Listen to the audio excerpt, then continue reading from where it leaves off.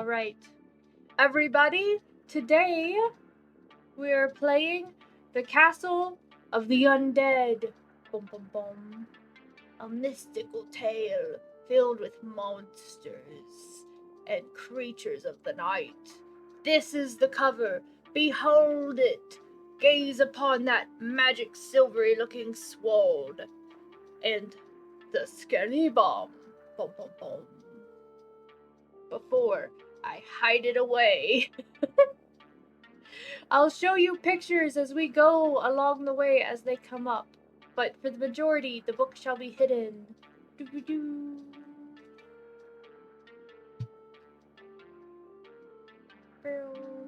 Alright. I must find the beginning. Boom, boom. Boom, boom, boom. And remember, everybody, as always, little monsters, your fate is in your hands as we traverse this tale. You are Rendar, and you are a young adventurer who is off on your own, exploring the wonders of your magical world. During your travels, you have seen wondrous castles hanging amid the clouds, armies of silver-garbed warriors engaged in battle against terrifying forces of darkness, mages and wizards casting spells of light from their fingertips, and wonders too many and too fantastic to be believed by less imaginative friends. You are tall for your age, lanky, and somewhat awkward, especially around girls. One of the reasons you decided to leave home was to learn about the world and where you fit in it. For you have always lived with a doubt about yourself, about who you are. Oh no. Your childhood to most would seem completely normal. You were raised by loving parents in a small village of the southern realm, and your life was filled with the rugged joys of boyhood. But only you know about your abnormal childhood. For the people who raised you are not your real parents. Da-da-da. You remember nothing of your early childhood. Your first 8 years of life are nothing but hazy shadows in your mind. And you were shocked a few years ago when your parents finally revealed how they discovered you in the forest and raised you as their own child. It was then that you realized, without a past to call your own, your future would remain unknown, perhaps even unreachable. And you have always believed that your destiny, whatever it may be, is far too important to ignore. Boom, boom, boom. And when you came of age, you decided to become an apprentice to Thorol, a prominent merchant of the realm, and as his servant and student, you could learn a profitable trade while traveling across the world, seeking the answers to the mysteries of your past life and your destiny. Now, barely a year later, you have already traveled to all of the corners of the world, yet your past and future will continue to elude you like leaves buffeted on the wind. From the bustling trade center of Baldur's Gate to the frozen waste of Thar, you have searched for clues to your life, and you, my little monsters, have found nothing. Bum bum bum. I'm assuming that this is you. Let me show you the picture. Look at you, strapping young lad. Merchant, traveling connoisseur, mysterious past. Doo doo doo. Alright, let us continue. Yet, it was at your last destination, a village at the edge of the misty forest, where your master Thorol purchased 2 items that caused you great curiosity. One item came protected in a long leather pouch and was hidden immediately inside Thorol's wagon. The other was a wide box covered by a thick canvas sheet and carried by 4 strong men.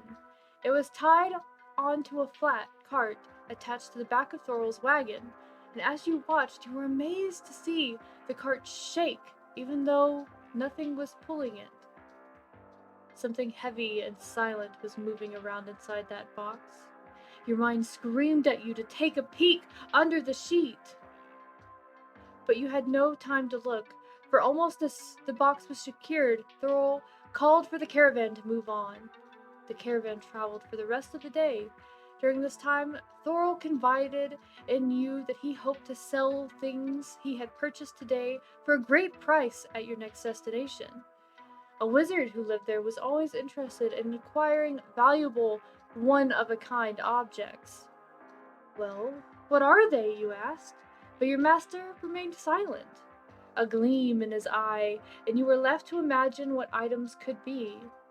Dusk always seems to come quickly near the misty forest, and it was no different today. You were halfway to your destination when Thorol called the caravan to a halt.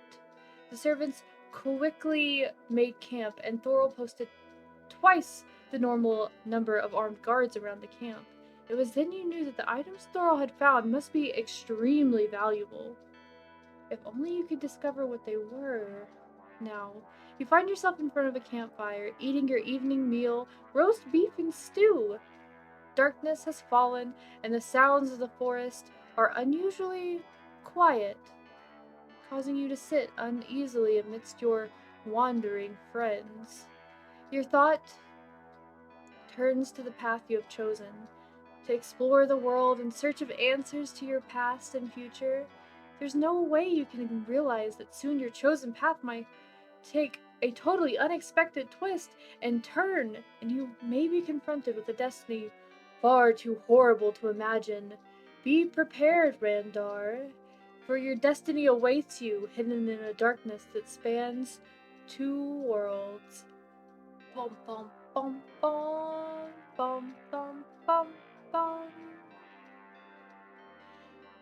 So your boss has potentially picked up some shady objects that may or may not have a creature inside.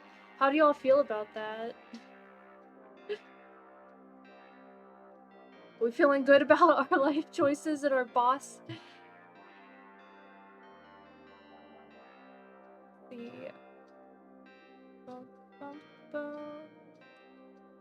Alright, we gotta go to 1. Yes. I'm glad you guys enjoy the music and stuff. It's too quiet, you say to yourself, slurping a spoonful of hot stew. I don't like this. The campfire before you crackles and pops, its orange glow flickering across your narrow features as a slight breeze passes through the trees. The misty forest looms dark and unnaturally silent behind you, towering above the crescent of wagons that make up the Thorol's caravan. From within the shadowy curtain of the foliage and black, misshapen trunks, you hear none of the usual night sounds. No rustling of small forest animals, or deer stepping lightly through the brush. Not even the mournful cry of an owl. Nope, you say emphatically. Definitely don't like it. Not one bit. You hear the crunch of a footfall behind you, then a hand drops heavily on your shoulder. You gasp out loud, spewing a mouthful of the stew onto the ground, and you quickly turn your head around. You hear a chuckle, and there is Thorol, smiling down at you. It's just me, lad. He sits down behind you and strokes his thick, pointed beard. Hold on, I gotta give him a better voice.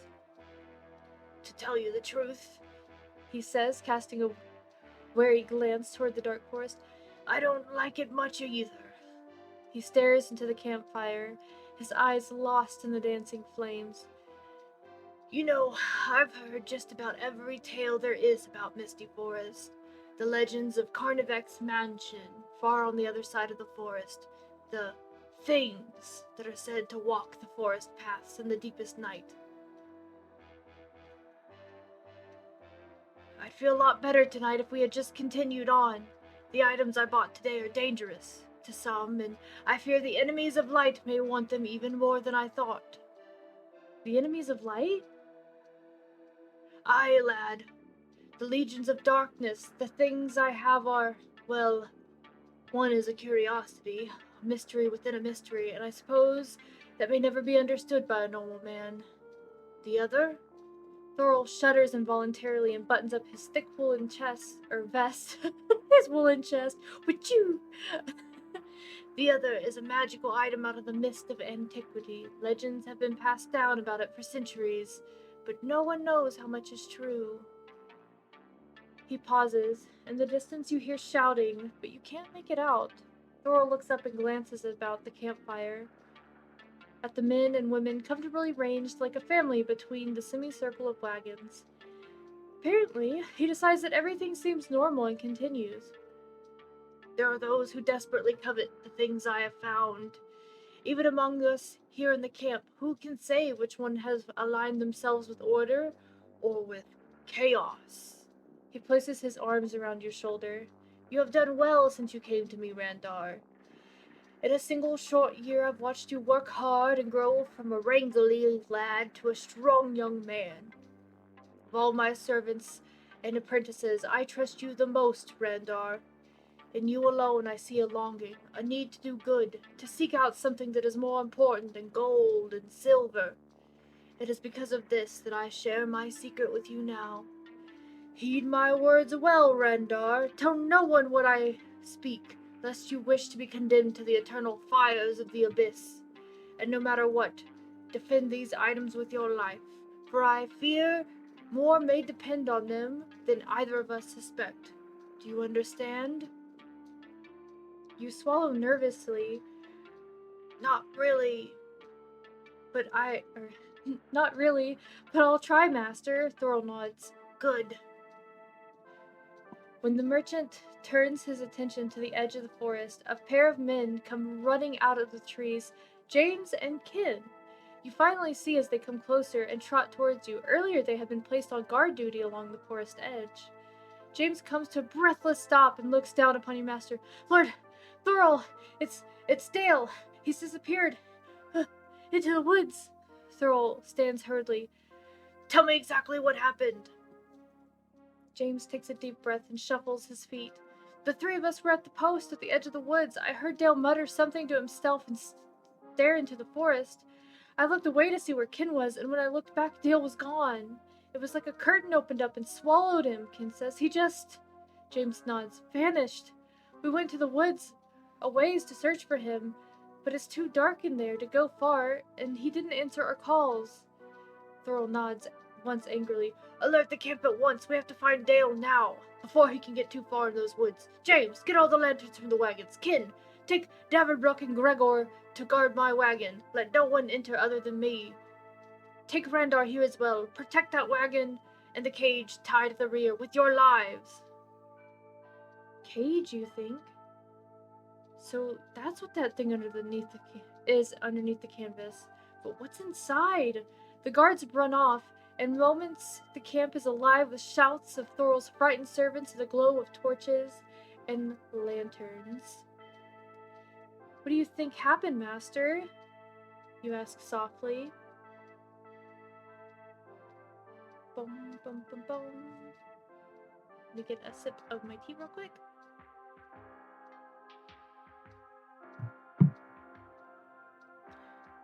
I don't know, lad, Thorol says, but almost anything can happen in the misty forest. Suddenly the trees erupt with high-pitched cries that ring through your bones, piercing your ears. Something huge and dark sails out of the trees towards you. Thorol shoves you to the ground, and the thing lands with a heavy thud, right where you just stood. You stare at it, your eyes widen in uncomprehending horror. It is Dale's lifeless body lying broken on the ground before you. Blood oozes from the gash on his neck, and his dead eyes are wide with fear. What devil is this? Thorol whispers. He spins to face the trees. What manner of creature could toss a 200-pound man so effortlessly as a rag doll? The shrieks from the forest echo into the night. The moon, high in the sky, suddenly disappears behind a thick, dark cloud, and complete silence falls upon the camp. Then you see them, dropping like shadows from the trees, their eyes burning with scarlet, unholy fires, and their pale skin seems to glow in the darkness. They walk towards you slowly, almost 20 of them, smiling evilly as they come closer. Their teeth gleam in the flickering torchlight, fire glinting off yellow fangs. Vampires, you whisper, your body grows unnaturally cold. Thorol steps in front of you, and softly he says, "Get to my wagon. Hide yourself. I won't let them take you." You shake your head fiercely, despite the evil creatures approaching. You will not leave your master. "Do as I say," Thorol says. "You may be our only hope. Protect the knife. Go, now! Get to the wagon before it's too late." Reluctantly, you step back. Thorol takes a torch and slides a saber from his belt, lifting the blade high. He screams and rushes the lead vampire and immediately guards the other servants, attacking the oncoming monsters. The forest echoes with the screams of your friends and the snarls of hungry vampires. You run for the line of wagons and dive underneath the closest one. There you you peer out onto the skirmish, looking between the spokes of the wagon wheel. The vampires are tall and pale, dressed in grays and blacks. Their hair is long and matted. If you remember the, the legends correctly, these vampires belong to a pack and are enslaved to a lead vampire, probably somewhere safe in hiding. Yeah, you guys were scared. Where is it? You hear above the clanging of swords. Where is the knife? Where is the bane of the ancients? You look up in horror. Thorol is dangling above the ground, a vampire's taloned hand tied around his throat. A creature's eyes blaze with crimson fire, and Thorol struggles in his grip. What knife? The merchant manages to say. The vampire brings Thorol closer. "You know what knife, human," the vampire says, hissing between its sharp teeth. "You purchased it only a day from a wizard, whose blood now runs cold through my veins."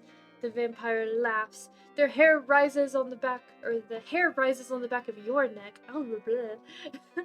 You crouch deeper into the shadows under the wagon. Tell me, where is the blood knife? Or all of you will die. Let me show y'all a picture real quick of this fearsome battle that's going on.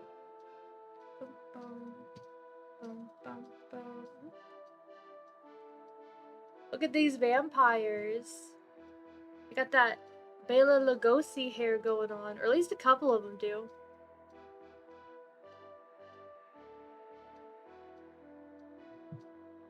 Any knife can make someone bleed. This is true. Unless it's that dull. Well, I don't know. I bet you can make somebody bleed with a butter knife if you tried real hard. I don't suggest it, but you know.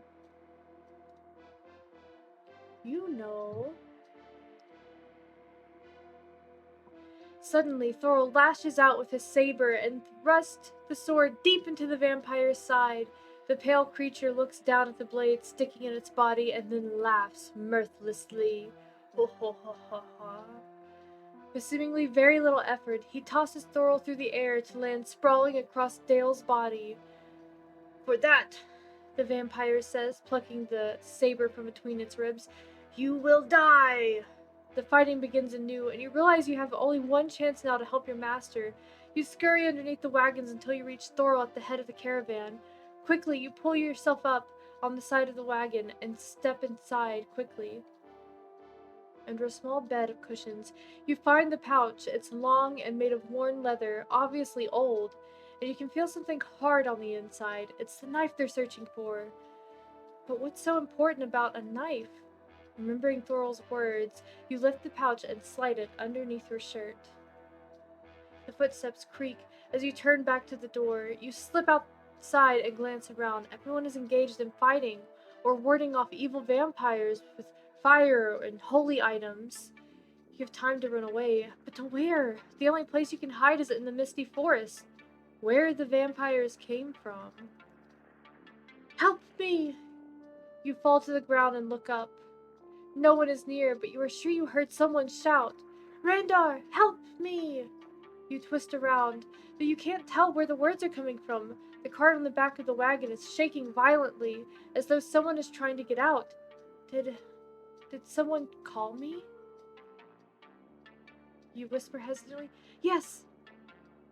Yes, help me, please! We must get you out of here before the vampires discover you! You stand and lift up the edge of the canvas. Your eyes widen in awe. It's something inside you burns with a warmth you've never felt before. The wolf inside the cage is magnificent. Huge and gray, his eyes ancient and wise, and around his neck is a thick mane of golden brown fur. His eyes connect with yours.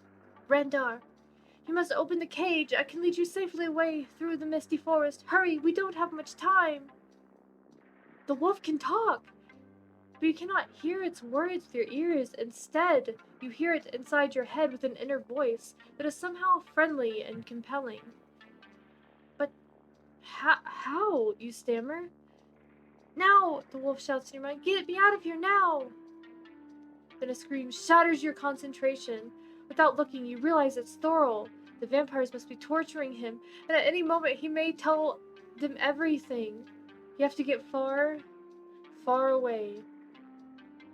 Your nervous fingers fumble helplessly with the latch of the cage. The wolf pushes its gray snout through the bars in a vain effort to help, but the latch won't give. In the distance, Thorol screams once more, No more! Please! I'll tell you! The knife is in my wagon! Your heart hammers inside your chest. The latch is stuck, and the wolf growls impatiently. The cries of the vampires are growing louder, and your heartbeat is like thunder in your ears. With your hands tight around the metal bar and your muscles straining, you shove the latch hard, and the steel bar jerks up with a metal clang. Closer, you hear a vampire hiss. Someone's there! And the cage door slings open, and the wolf leaps from the cart. His teeth grab your tunic, and he tugs you instantly towards the nearby woods.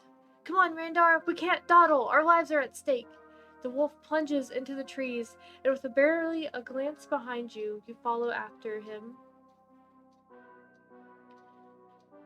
Your flight through the trees is a dim blur.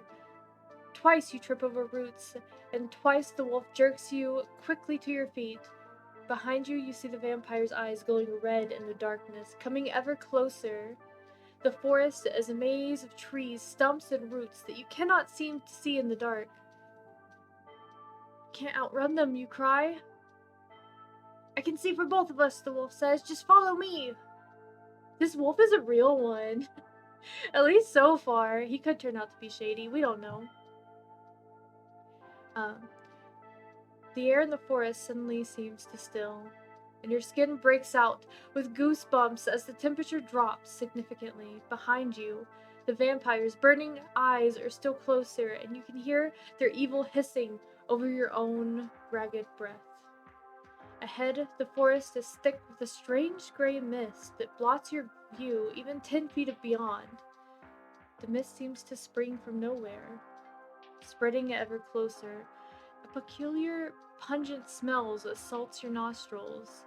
The wolf slows to a trot and glances back at you. I recognize this scent. It is the scent of evil. You hear the sound of laughter behind you. The coarse voice of the lead vampire cries to his companions, He can't escape us now, not if we spread out.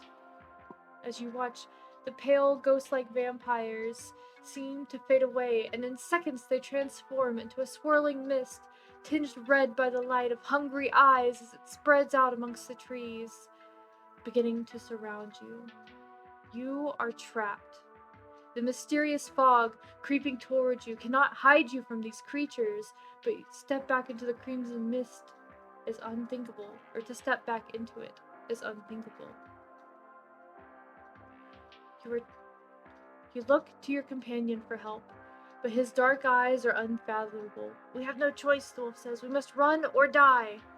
The scarlet mist is almost upon your back, and tendrils of the strange gray mist are curling around your shoes. You must run. But which way do you go? As little monsters, you must make your first decision. If you decide to enter the gray fog, or you can go back into the red mist. These are your two choices. What will you choose? I gotta get a notebook while you guys think about it. Just type like 1 or 2, or you can discuss which one you want as well.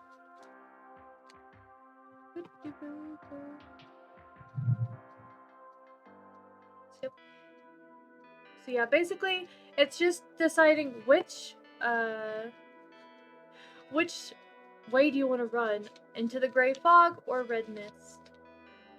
Which do you feel like is your best bet? Or worst bet?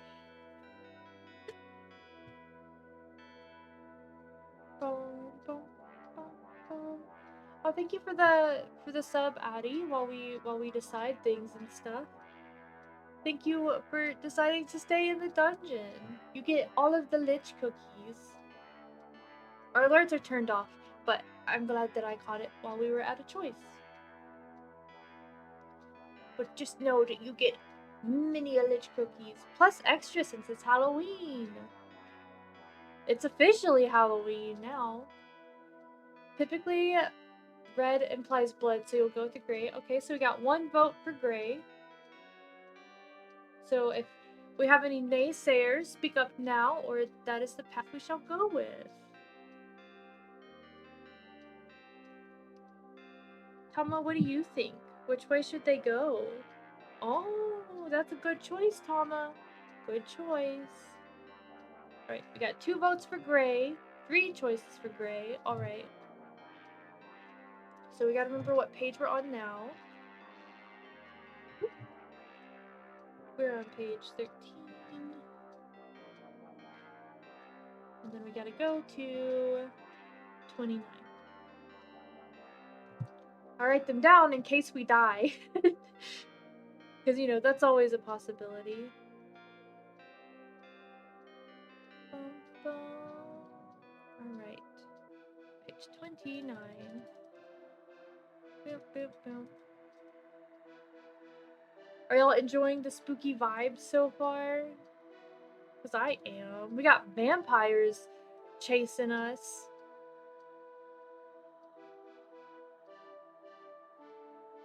Okay. Well, this makes no sense. Hold on. Let me go back to 13. Because that page being the right one doesn't make sense. Because it doesn't start off on like a proper thing. Bum bum. The talking wolf is intriguing, right? I'm very curious of what like its deal is. No, it's 29.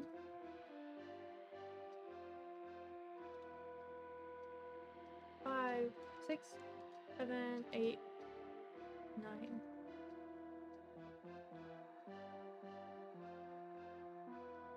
Strange.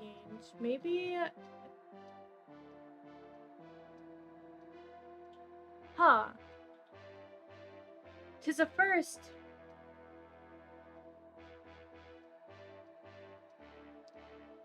Because it says to go to page like 29, right? On here. Hold on.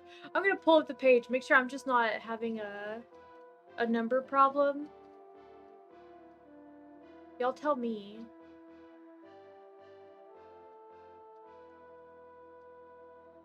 Alrighty. Make sure it's not my dyscalculia. So right here. Oops. It says, if you decide to enter the gray fog, turn to 29. Oh, I get it. Not page 29. I understand what it's doing now. Hold up. Hold up, because this book works a little bit differently than the other ones we've done. So it's got these, like, other numbers. You can see it down here. This. I need to go find 29. That's what I need to do. Okay. We got this. We figured it out.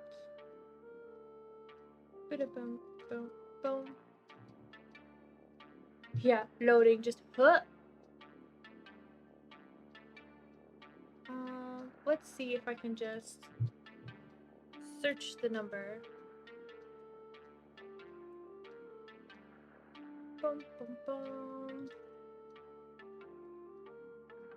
Haha! I found it! And also it lets me search the document. Thank the goodness of the universe. You can almost feel the evil heat of the vampire's eyes burning into your back, and without a second thought, you and the wolf desperately leap into the swirling gray mist that has enveloped the forest. As soon as you enter it... Oh, thank you also for the sub and the hype train. Y'all are very sweet. I appreciate you very much. It's hard not to be like, oh, ba-da-ba-da at y'all while, while also trying to focus on our game. I give you all the lich cookies. You all get points of inspiration. You can almost feel the evil heat of the vampire's eyes burning into your back, and without second thought, you and the wolf desperately leap into the swirling gray mist that enveloped the forest. As soon as you enter it, you cannot tell whether you are walking forward or backwards, left or right. There is only the ashen mist, completely concealing the world from your sight. The wolf is only a dim shape trotting a few scant feet ahead of you, and the pursuing vampires are nothing but a foul memory. You think you hear one of them shouting angrily at you, but his cry is merely a whisper echoing through the timeless mist, though from a great distance. You can't even see the ground because of the thick fog, but it feels unusually spongy, almost unreal, as though you are walking on something other than dirt and grass. The wolf howls once, a low, lonely howl that is swallowed up into the mist, as though there is nothing around you but emptiness. Stop thinking like that, you tell yourself. That's crazy. There's a whole forest around us.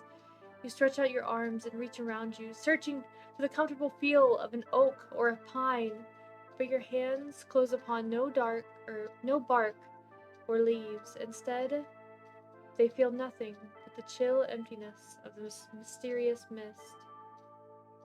I know this fog, the wolf says. It has touched me before. Although my memory is not distinct.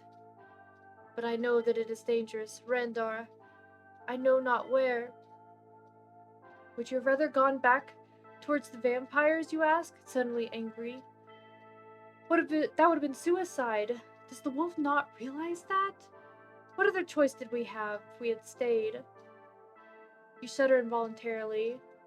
The image of the lead vampire springs into your mind, and suddenly you visualize yourself with long yellow fangs stealing through the darkness, forever banished from the warmth of daylight. Of course, inside this gray mist, there isn't much different. The light of day seems to be non-existent here. The wolf barks. There! You look ahead. A spot in the mist seems to grow thin, parting slowly, as though it is a curtain. The two of you break into a run, heading for the opening in the mist. Then suddenly, as the fog swallows you up, you are outside the wall of swirling mist, running through a dry, crackling field of tall grass. You stop short and call, "Wait!" to the wolf. The forest is no longer surrounding you, and the flat land where you had been before is now a rolling hill. The moon hangs low in the sky, looming larger and brighter than you had ever seen it before, and a chill wind rustles through the grass like low, sinister songs. This isn't where you were before. The wolf lopes back to your side and sniffs the air. Bad place. Very bad. The mist are gone, as though they had never existed. Where are we? Let's find out, the wolf says, shaking his head. The hill is a gentle slope, and together the two of you make your way through the dead grass to the top of the slope. The wind whips at the grass in a cold fury. You wrap your arms around you, wishing that you had worn something more than your woolen jerkin and tunic. You turn slowly in a circle and gape at the wonder that you see, or rather, at what you don't see. For miles around, the land is barren. No trees or shrubbery. The hilly landscape is one long expanse of rolling fields, dotting with the occasional outcroppings of granite where nothing could possibly live, but a pair of red eyes are glaring at you from a crevice in the rocks. And as you watch, a shadow detaches itself from the outcropping and flits to the sky. It's a bat, headed away from you, fluttering across a small valley. Where's the misty forest, you ask? You turn towards your companion. What's happened to us, Wolf? What's happened to... You stop for a moment, utterly speechless, and swallow dryly. What's happened to you? The wolf's ears perk up and he cocks his head at you quizzically. He still looks like the same wolf. He's larger than most of his kind. His gray eyes gleam with intelligence, but his thick ruff of golden brown fur has disappeared, to be replaced with a wide necklace made of shiny gold. At its widest point, directly beneath the wolf's neck, a necklace adorned with a thick silver cameo bearing a boy's silhouette. The wolf dances comically in a large circle as he tries to get a good look at his new appearance. He stops frustration and huffs, "I'll have to wait to look in a mirror." Then he looks up at you and he growls low in his throat and his eyes narrow in suspicion. "What is it?" you ask. "Why don't you take a look at yourself?" You have no mirror, but in the bright moonlight you can tell that your skin is a shade darker, almost coppery. Your arms seem thicker with muscle, and your hands are broader, fingers longer, as though you've become someone else. The person you were meant to be. Yeah, the wolf does have bling. Here, I'll show y'all. It has a picture. It looks pretty sick.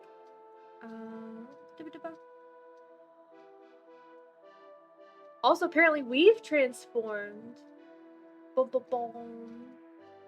Look at that wolf and his sick drip. It's got like, I think that's supposed to be a dragon? Or something on the other side. It looks like a dragon alligator wolf. You know that's not what it is, but it looks cool. We all have a dragon wolf alligator waiting for us. Every day we worry all day about what's waiting in the bushes of mist. I'm gonna ask if it's an alligator, but dragon makes more sense. Yeah. See, at first I was like, "Oh, is that an alligator?" But it makes way more sense if it's a dragon. I was just thinking, pushes the love for Star Wars lip reading. Yeah. I love that stupid song. Unironically, it's one of my favorites. Let's see. Oop, this isn't where I need to be.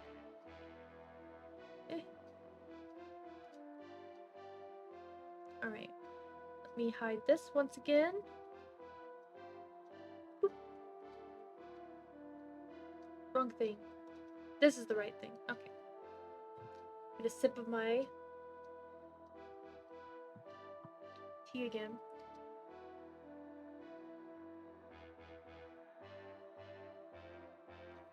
Oh, I haven't heard those. I'll have to look up those later. You take a deep breath. Even though the air is unnaturally cold and strange, you welcome it, and it welcomes you. For the first time in your life, you feel as though the answers to your quest are close at hand. For the first time in your life, you feel almost right. I guess I'll have to wait to look in a mirror too, you say, looking up at the luminescent moon, wondering why it seems so different, so huge. What's happened to us? Has some magic spell transported us away from the forest? You stare at your companion. Or did you do this, Wolf? Did you cast a spell and spirit us away from the vampires? The wolf stands and faces away from you, peering into the night. I had nothing to do with us bringing here, Randar. It must have been that strange mist we escaped into, and I know that mist from somewhere. I've scented it before. If only I could remember. And then he turns to you, a glint of humor in his eyes. If we're going to be together on this trip, it's time you started calling me by my name. He throws back his head and howls loudly. His cries echoes through the rocky hills. Krog! The howl fades across the miles. Somewhere in the night, a chorus of wolves answered, their howls rolling into the chill night breeze. Krug, the wolf says. I am Krug. I love that name. How do you know my name, Krug? You ask. I overheard much today while I was your master's captive. No one but you knows that I am more than an ordinary wolf. There are a few secrets that I cannot ferret out, or cannot overhear.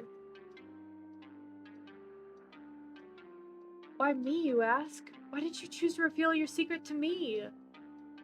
And how is it that the wolf can speak in my mind? Or a wolf can speak in my mind. The wolf looks away. As to how I can send you my thoughts, I have no idea. I've always been able to speak like this, but rarely have done so for fear of what people might do to me. As to why I am speaking to you, why I even trust you, I do not know. Not completely. Yet, I knew when I first saw you that you were meant to be something to me. I sensed, even when your master bought me from that trapper, that a change was coming in my life. And here we are, both of us changed. The wolf sniffs the breeze, and so is our location. How far are we from the misty forest? Krug snorts. It sounds almost like a laugh. Forget the misty forest. Forget every place you've ever seen before. Somehow we've been transported. Far, far away. How far? You ask again. I do not know. But with the moon so different and powerful, and the scent I detect so purely evil, he says, I fear we are not even in the same world anymore. You stare at him silently, unable to comprehend the power of a magic that could hurl one from one world to a next. But I'll tell you this, Krug continues. I think I've been here before, and perhaps, Randar, so have you. You shiver from the cold, or perhaps it is because somewhere deep in your heart you fear that Krug is right. You do know this place somehow. You sense it somewhere in part of your soul, and that scares you. For the landscape of this world is frightening, and even before Krug told you that this place was evil, you already knew that in your heart. Why have I been brought here, you think? Who am I? Why have I changed? Despite your magical transformation and the feelings in your heart, you still have no concrete answers. But if you were brought here for a reason, maybe your answers are waiting for you. Perhaps down there.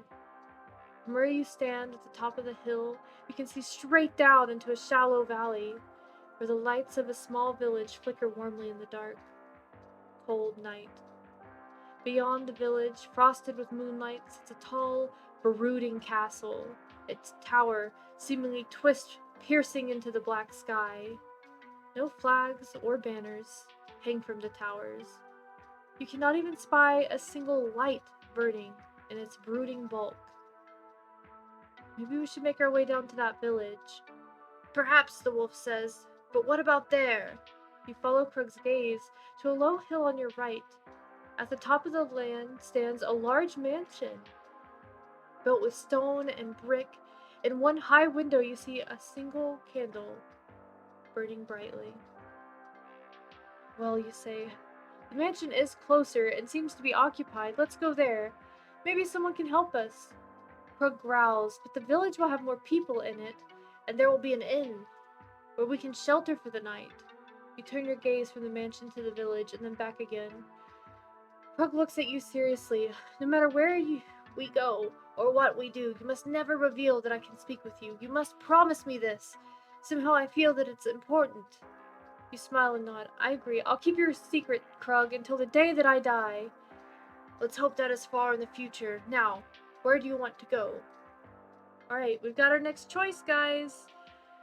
You can either go to the mansion or go to the village.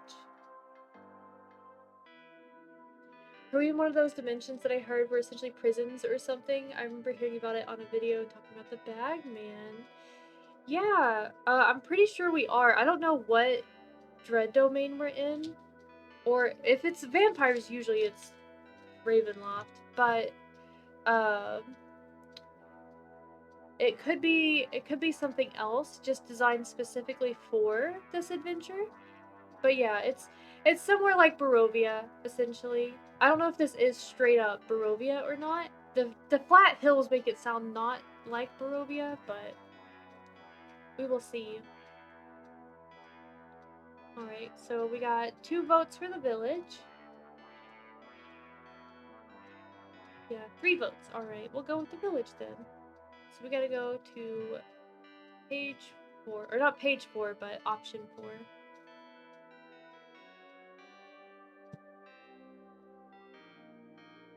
Yeah, the mansion does seem very shady. It's gonna be funny if that was the safe option, but you never know.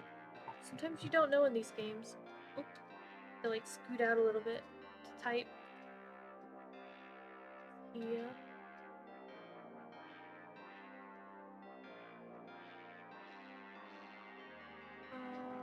Where is... It's one... This one actually doesn't show up when I type, but it's okay, because we can find our way there from option 1.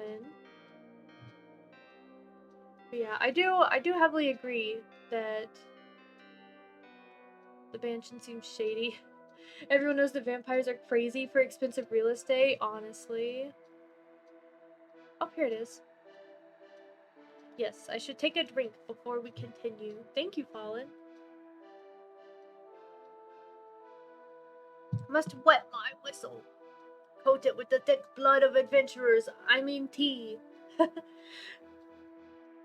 Hello, Toma. You waking up from your nap?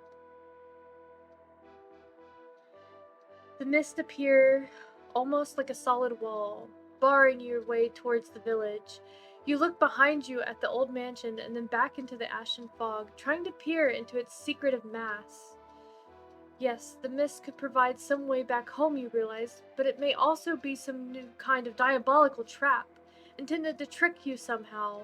Krug said the mist was evil, didn't he? Perhaps it truly is. There's only one chest left for you, the lesser of 2 evils, you hope. You turn away from the mist and gesture to the wolf to follow. Come on, Krug, you say. I've had enough of these mists for one day. Perhaps some other time I will feel a little braver. But right now, I want warmth and the shelter. Krug yips happily and races ahead, plunges through the tall grass. You sigh. The chill night air is getting to you, and you start towards the mansion with your arms wrapped around you for warmth.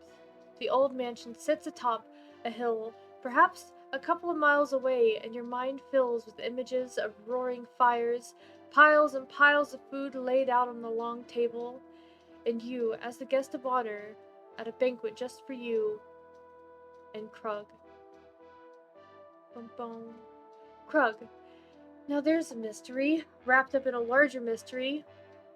Where you are and how you got here. No one back home in Faerun would ever believe you if you told them about a talking wolf. Well, not talking exactly, but telepathic, intelligent, wise. You instinctively know that Krug is all of these things, and aside from his obvious psychic abilities, there's something special about Krug. Something almost magical. An image of his golden necklace appears in your mind, and you concentrate on it, knowing there's something there that you should pay attention to. Then Krug is trotting back towards you, his tongue rolling happily from his mouth.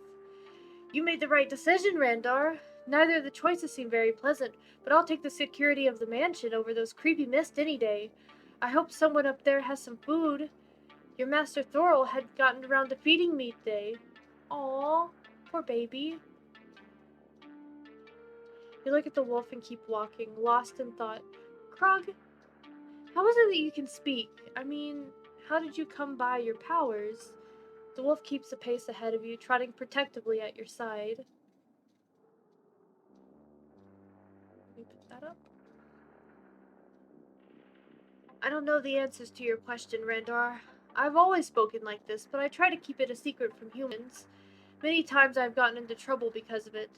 I was bought by Thorol because he believed me to be an oracle of the future, but I am not, I assure you. I just don't really know what or who I am. His words shock you. That's exactly how you felt ever since you can remember. Krug, please explain what you mean. I have to understand. The wolf looks at you curiously and then appears to give a shrug. I don't remember anything before I woke one day deep in a forest surrounded by a large pack of wolves. You can hardly contain your excitement. That sounds like what happened to me, you cry as the words come tumbling rapidly out of your mouth. I have no recollection of anything that happened to me before I was 8. My first memory is that of my foster parents, discovering me in the forest, and I was protected by a big pack of wolves. Krug remains lost in thought as you tell him about your past. At least, as much of it as you can recall, 7 summers have come and gone since your foster parents were walking through the woods near your village, collecting berries. In the distance, they heard a chorus of howling dogs. Then, without warning, they were surrounded by a pack of wolves. The wolves encircled them, and your mother screamed out in terror. Your father drew his short sword, knowing full well that the blade provided little protection from the razor-sharp fangs of a dozen wolves.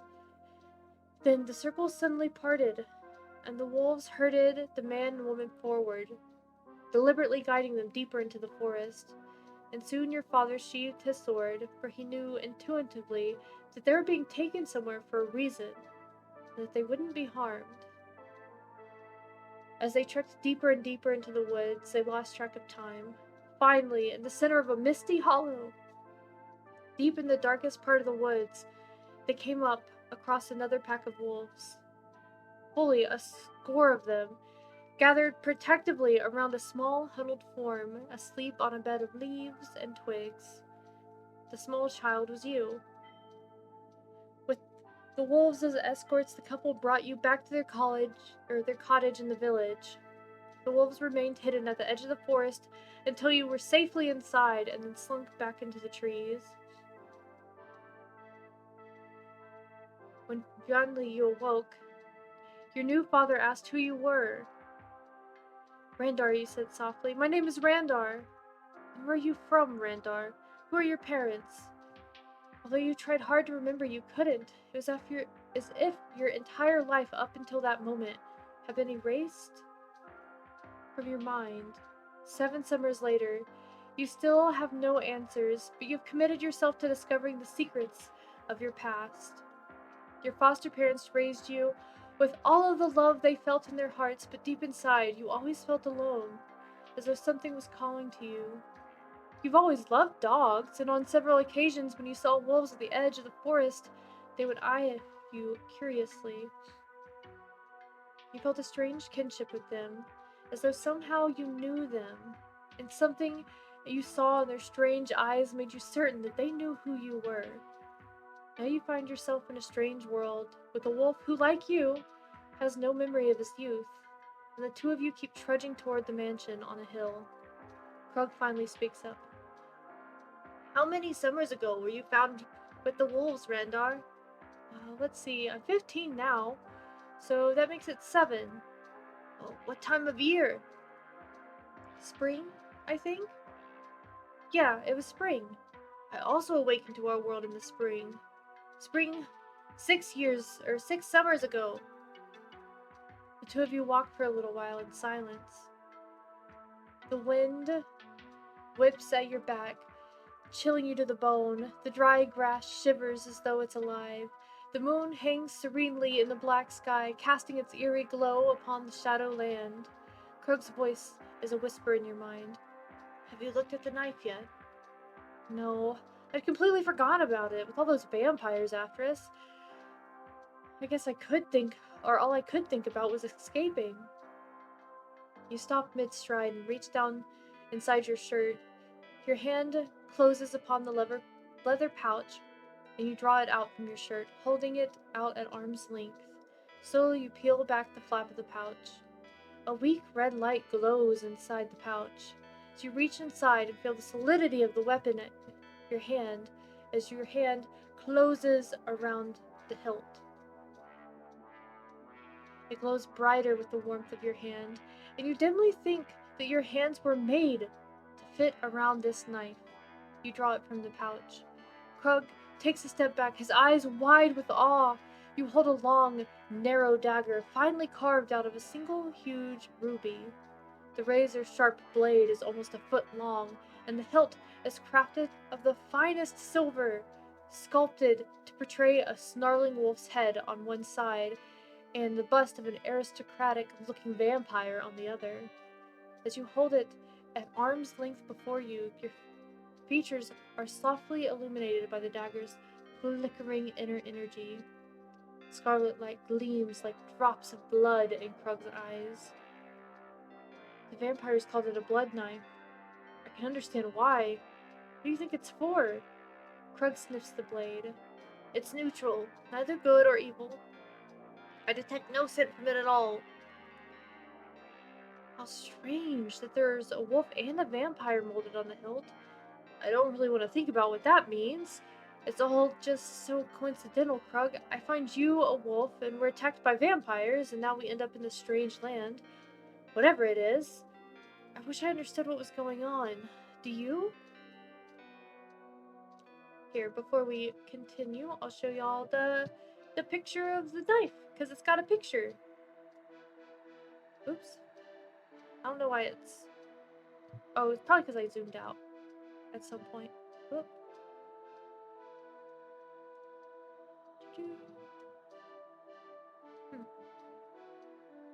I don't know why it messed up on the thingy bopper, but you can kind of see it. The rest of the little pointed blade just kind of looks like a normal, like, kitchen knife end. You know, like normal knife blade. The hilt's what is the important part.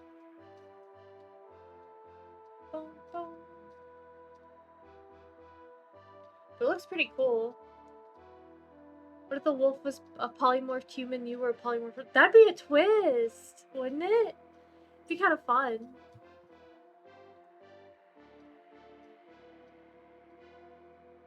We don't see the vampire on the other side, but we can see the wolf. We just swapped places with our wolf buddy all those years ago. Simple knife, but the engravings being a wolf are suspicious. Oh yeah. Well, I think it's suspicious that one side's a wolf and then one side's a vampire. Especially because, like, in Curse of Strahd, you know, and also in, like, Dracula and things like that, you know, Strahd can turn into a wolf, and Dracula could turn into a wolf. So, like, huh. It's suspicious. Very, very suspicious. I think there's a lot of potential ways this could go.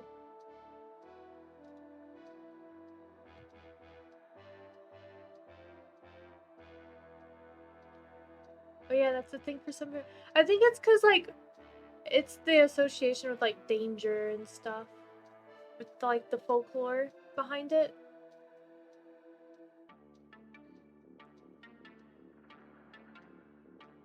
Reminds me of the demon hunting knife from Supernatural. It's like a special knife to kill both vampires and wolves.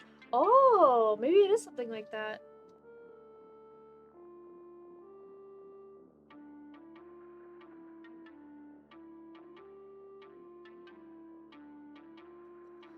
So I was taking another drink. Krug sits on his haunches and dips his wet nose into the grass, sniffing absently. I don't believe in coincidences, Randar, Krug says, looking up into your eyes. I've seen too much magic in our world, but I do believe in destiny. You tuck the blade into your belt for an instant as your fingers linger on the wizard's knife. Nandor was being creepy. Sorry, he spooked me a little bit. He was scratching at things. Where did it? You tucked it into your belt. For an instant, your fingers linger on the knife's hilt, and you see an image of an old man. No, a wizard, standing above a young boy stretched out on a table. On the boy's naked breast lies the blood knife, pulsing with energy. Then you release the hilt. The energy inside the ruby blade fades, and you stagger slightly as the image in your mind vanishes. Quickly, you tell Krug of what just happened. Krug thinks for a long moment and then says, "It may be this world, Randar, that is causing things to happen to you, or it may be something else, something I don't understand. It appears we both have changed in many ways since we were brought here. Perhaps this psychic ability to read objects is part of you now, or perhaps it always was. One thing is certain, you and I are in this together. I understand it just as much as you, and just as little. But I believe this is like some kind of puzzle. It is up to us, or perhaps just you, to figure out why we're here and what's happening to us. I've always felt that I was here for some kind of purpose." "Me too," you interrupt. "Then it seems to me that for some reason we have been joined together, by destiny, by the gods, or by someone unknown to us, and we must seek out answers together if we ever wish to return home." You start again towards the mansion on the hill. You have nothing to say, for Krug's words have rung in your ears, the truth of them, a truth far wiser than you can articulate. You look down at the wolf, and suddenly realize that Krug is more than just a wolf to you. Suddenly, he's your friend.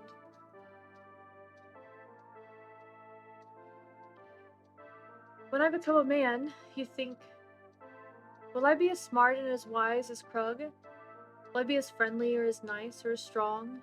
You smile to yourself. I hope so. At least I'll try. The hill proves steeper than you thought, and the two of you climb in silence for several minutes. As the slope begins to flatten out near the summit, you stop and stare at the old mansion squatting before you. It seems to lure you with the promise of hot food and a soft bed. Off to one side of the building, and continuing around the back, stand the silhouettes of countless tombstones in a family graveyard. Half the house's windows are broken or shuttered, and several shutters bang noisily against the walls in the stiff night breeze. The windows that are still intact are large and grimy. Yet, somewhere deep in the house, you detect a glimmer of light. You hope with all of your heart that someone there will offer you shelter. Then you look at the moon. The black, starless sky doesn't seem to have moved at all since you've arrived. In this strange land, it was only an hour ago, you think. Your heart grows cold with fear. Is this land a land of endless night? Krug seems to have read your thoughts. I have noticed the moon as well. Time does not pass here as it does in our land. Yeah, I think it's a full moon, King. You nod slowly, remembering lines from a poem your father taught you several years ago. When the sun travels west and sleeps beneath the sky, then the night is ruler of the land, and we are but prisoners in a province of evil. Oh, Krug nods in agreement. You are wise, Randar, far wiser than you realize. You walk the rest of the way in gloomy silence. In only a few minutes, far too soon for your taste, the decrepit old mansion towers above you. You hope desperately inside that you will find a safe haven in the cold night, but in your heart you fear, like it's outside, that the mansion's rooms will be filled with only shadows. Thank you for the hydrate, Paz. I'll do that.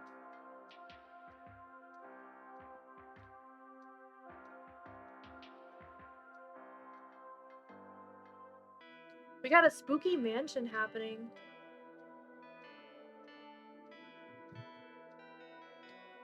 Tall double doors stand closed before you. In the distance, you hear a wolf howl. Krug looks away and then turns back to you. "We must do it, Randar," he says. You look down into the valley, and a long ribbon of gray mist clings to the low places, weaving through the hills like a wall between you and the village. You cannot go back. But you do not have to go inside the house, either. You recall the graveyard at the back of the mansion. If you don't feel safe exploring the house, you could explore among the tombstones. You reach for the doorknob, which glints coldly in the moonlight. But do you want to go inside? Alright. You guys have the choice. You can enter the mansion, or you can investigate the graveyard. What do y'all want to do?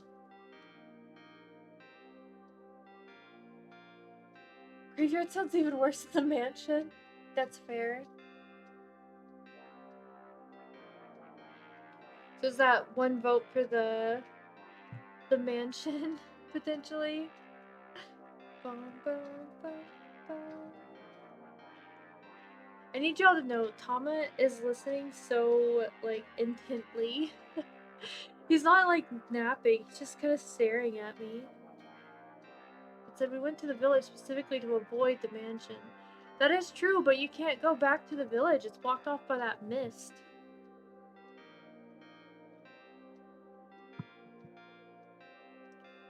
Bum, bum, bum, bum. Which is very dangerous. Oh, you went down, buddy? Okay. Right. Go get your snacks. Go get your snacks, buddy. Or are you just standing there to stand there? Do you not know what you're doing? Teeny tiny Tama.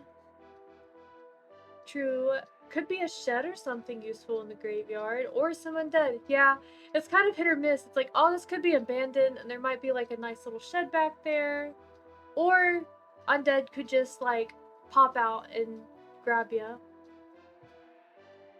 But then also it could have potentially like clues to our identity. Like, what if this turns out to be like some old family home or something? So there's, but I guess we'd find clues inside too. A blood knife 2.0, yeah. We just found a room that just has a bunch of blood knives. Turns out they're actually not that special. That'd be wild. So, are y'all leaning more towards going directly into the mansion then? Rather than exploring the graveyard? We just have the prototype, yeah.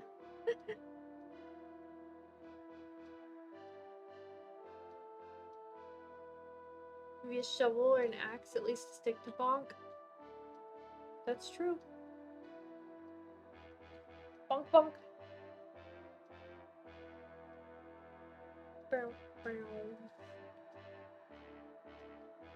So, do y'all want to risk? I still love how bonk makes my model like actually freeze up for a minute. You can kind of see the bonk happening underneath my hood. Your bonk be so hard that I just like for a second. That's fine. Alright, so it looks like y'all are leaning more towards the mansion, I think, rather than the graveyard. Because of the fear of what's in the graveyard. Am I understanding correctly, or no? Or are you like, no, yeah, we're pointing out all the dangers of the graveyard, but let's still go to the graveyard. It's up to you, little monsters, if what risk you wish to take in your journey. Ba-da-boom, boom, boom. Ba-da-boom, boom, boom. I'm just sipping on my tea for a minute. Chances are we'll probably find zombies or skeletons or ghosts in the graveyard, so I say mansion. Though that's also risky for vampires, yeah. I have a feeling that, like, nowhere is completely safe here. Kind of a vibe I'm picking up on. So really, the vampires could all be out hunting, that's true. You did see one fly away, or like what's assuming to be a vampire fly away when you first got to the place.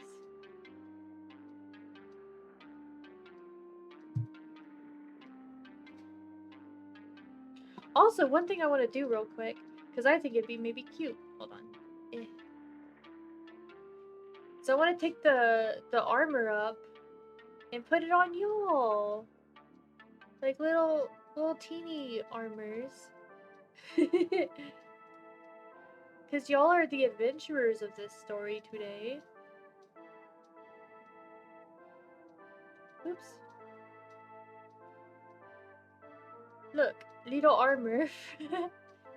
Little monster armor. Oops. There we go. Perfection!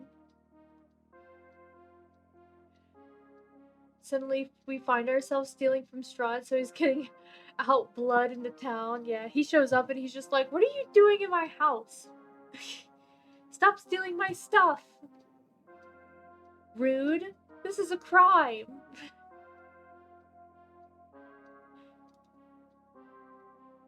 The first time I played Curse of Strahd, my party did totally steal some of his outfits from his closet. Like, we just stole some of his clothes, and we were like, it's ours now. Alright.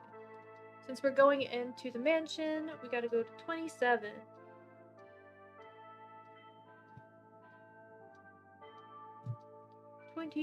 Which I think is kind of close to where we were last time we did this.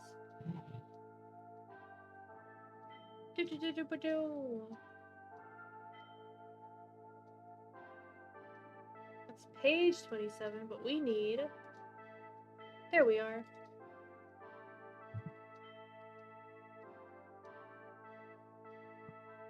You find a key under the door mattress? Yeah. You swallow nervously, gathering your courage, and then twist the doorknob. The door is not locked, and you slowly push it open, its ancient hinges screaming in rusty protest. The octagonal foyer is tall and wide, shrouded in shadows. Moonlight angles through the open doors and shining across one wall where a wide fireplace lies cold, dusted with black soot. It's Andirons? I don't know what that is. Glimmering dully in the silver moonlight. Hello? You whisper softly, afraid to let your voice echo through the house. Someone just might answer you. In the foyer, you find a pair of wooden torches set into ornate silver sconces in the wall. You take one down and light it with a flint you carry in the small of your pouch. Or in a small pouch. Within a minute, a strong flame flickers from the old torch, and you hold it high to get a good look at your surroundings. A thick blanket of spider webs drapes the gold chandelier hanging above you. A tall, sliding door stands ajar sorry, I have a kitten. Trying to get comfy on me. Within a minute, a thick blanket of spiderwebs drapes the gold chandelier hanging high above you. A tall, sliding door stands ajar in one wall, opening into another shadowy chamber deeper inside of the house. Around you, throughout the house, you hear no sounds, no indications of life. Nothing but the low moan of the wind as it shivers through the mansion. But you know instinctively that there is someone here, someone or something. The door slams shut behind you. The wind! It had to be the wind. You look down at Krug and realize that you're shaking, and not just from the cold. Yes, of course, the wind. Oh well, we've come this far, you say, to try to sound brave. Definitely braver than you feel. but your voice cracks unexpectedly, and you force yourself to take a step towards the next room. What do you say, Krug? Might as well keep going.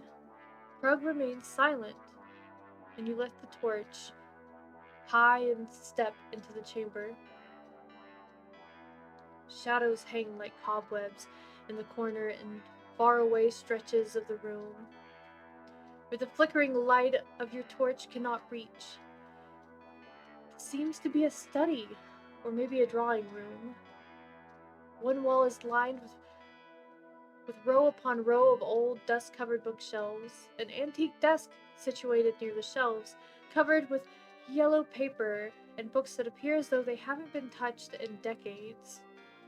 The other side of the room is dominated by a huge black fireplace and several leather couches and chairs. The remains of the fire are cold, and dust covers the charred wood with a thick blanket. A set of closed double doors lead into another room beyond.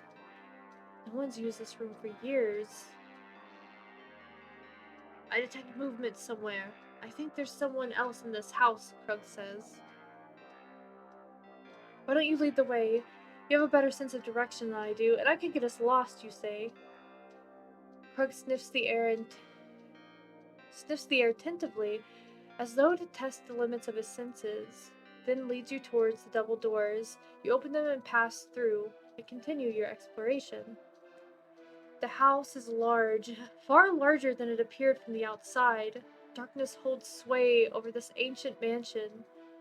Whoever lives here has no fear of the dark, and no need for warmth or for comfort either. Every room stands cold and empty, covered with a pall of dust so thick that you can write in it with your finger. Gross. You make your way through getting a little tongue-tied. Hold on. We're about to get attacked by vampires? Maybe. You make your way through why can't I read? You make your way through most of the rooms downstairs, a conservatory, a library of sorts, a kitchen, and a series of rooms reserved, it seems, for entertainment and relaxation.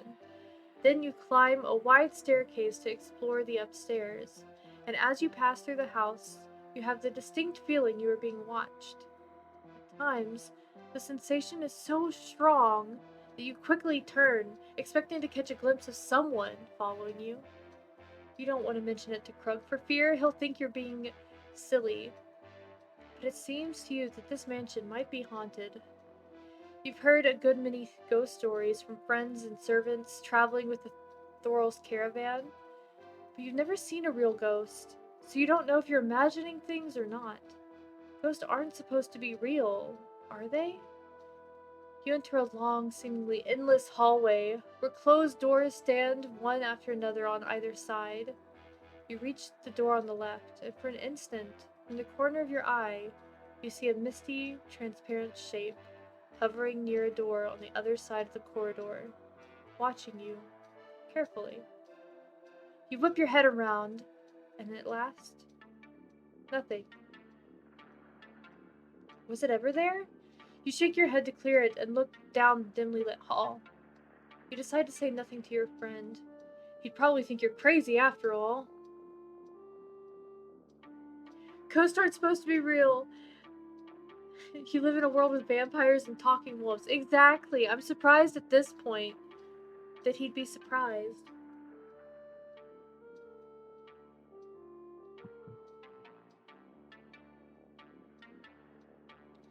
The door in front of you is locked. You take a few steps down the hall and try another door, and suddenly, the shape appears once again. Hovering near a door still further down, mist curls around the figure's head like long, thick hair blowing in the wind, and you spin to try to catch a good look. The shape is gone, but a quick glimpse you had an ethereal shape. The one that you saw was the figure of a woman. Krug growls in a deep pit of his throat. You look down. The wolf's eyes are focused on the door down the hall. They are filled with concern. Did you see what I saw? You ask quietly. You don't really feel scared for the ghost if it is indeed what it was. Was it trying to hurt you? Even so, your heart is racing, and there's a slight tremor in your voice. The wolf's tail, curled between its legs, quivers. Yes, I saw her, Randar. I saw her twice. She was trying to get our attention. I think she wants us to follow her. I'm not sure we should do that, Krug says, and you start down the hall. That was a ghost. I've got to see what she wants. Krug barks after you as you determinedly walk down the hall. The wolf paces for a moment, lagging behind, and then races to catch up. We're in this together. Even if you do act stupid sometimes. You stop in front of the door where the ghost disappeared. The door is made of a thick old wood, and it appears identical to all of the other doors in the house. Near the doorknob, you notice several long gouges that resemble claw marks, as if something were trying to get inside. An old, framed portrait hangs on the wall near the door. The painting depicts three people, obviously of noble lineage, but dressed in clothes that have been long out of date. The man is tall and aristocratic looking, apparently an important person in this family. The woman is slim and quite attractive, blonde, an enigmatic smile on her face as she stands close to a boy you estimate to be about 10 years old. It is the boy who disturbs you the most. You know that it is just a painting by an artist who probably died a long time ago. Nevertheless, the boy stares out of the painting with a quiet, intense power in his dark, shadowy eyes, with the most haunted look you have ever seen. You twist the metal doorknob, but it is securely locked. I don't understand, you tell the wolf. Why would you try just to get it to come into a locked? And then a loud click as the lock is opened from the inside. The doorknob twists by itself, and the door slowly swings open. It's got a picture. Hold on. Behold, that's the portrait. You can see it as we're holding our light to our little torch.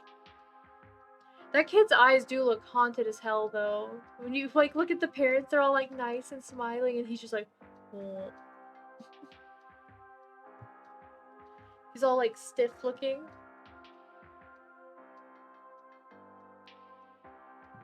Them kids in horror stories are always bad news, especially if you hear a child crying in the darkness. Uh-huh. The wolf does look happy, doesn't he? I don't know. No telling. No telling. Dum-ba-dum.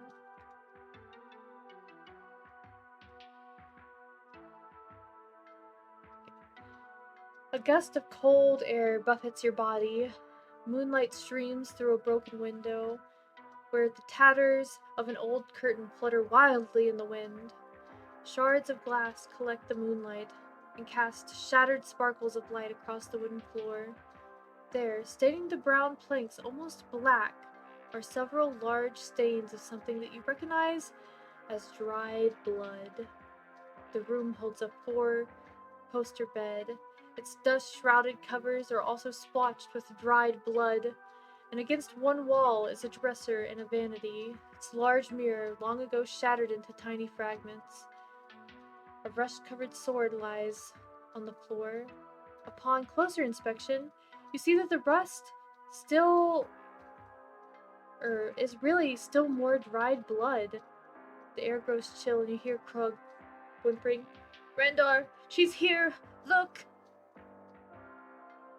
Her back is to you as she stands beside the bed, looking out the shattered window. Her form shimmers like a thin mist, and you are startled to see the furniture and the walls through her body as she slowly goes towards the window.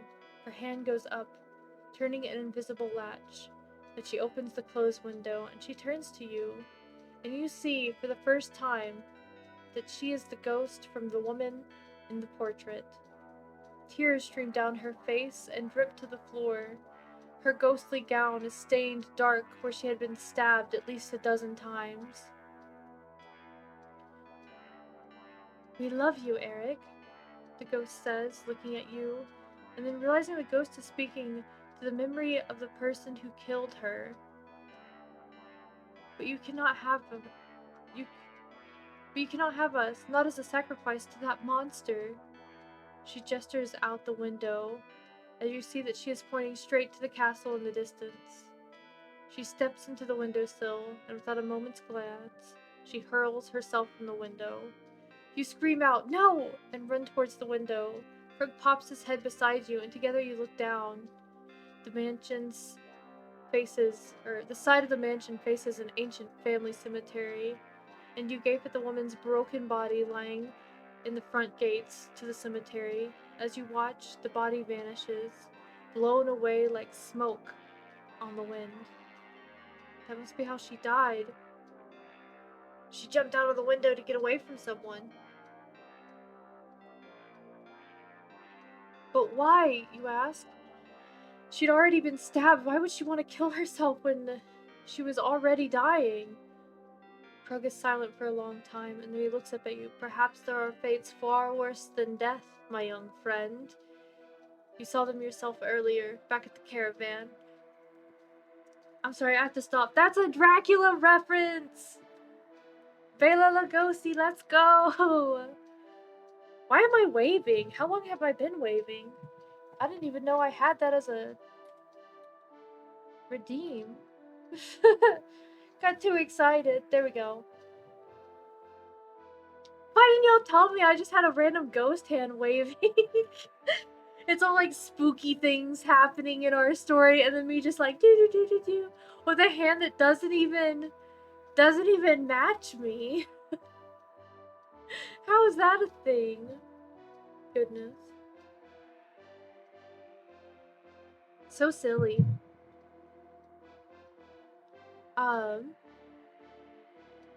Let's see. Serious moment. Looks down, just sees me waving. It's a ghost. It was a ghost trying to claw out of my cloak. Oh my goodness. You think back. The vampires. You breathe softly. Krug nods. You look out the window. So she killed herself so she wouldn't be turned into a vampire? That's how it appears. She didn't want to become evil and live in eternal darkness. Apparently, she would have been changed into a vampire as a sacrifice to someone who lives in that castle.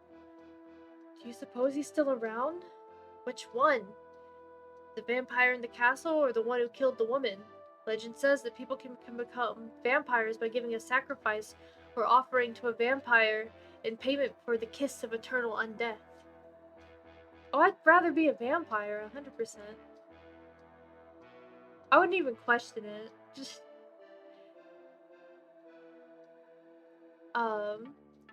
the shape behind you glows with the same unsubstantial mist as the ghostly woman. This figure, however, is the body of a man, dressed in blood-stained finery, and has no head upon his shoulders. With one long spectral finger, it points to a silver platter lying upon the dresser. As you watch, a ghostly disembodied head appears on the platter.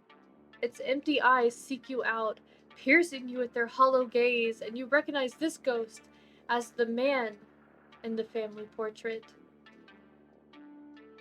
"Are you the one?" the ghost figure asks. You have no idea how to answer the spirit. You don't really understand. "Are you the one?" I am Randar, you whisper to the ghost. Its eyes appraise you, seemingly looking through you. A hint of a smile. "Listen carefully, Randar. For perhaps you are the one to break the spell of darkness that destroyed my son and my family." The ghost pauses, and then begins to recite a strange tale of evil that soon has your blood running cold.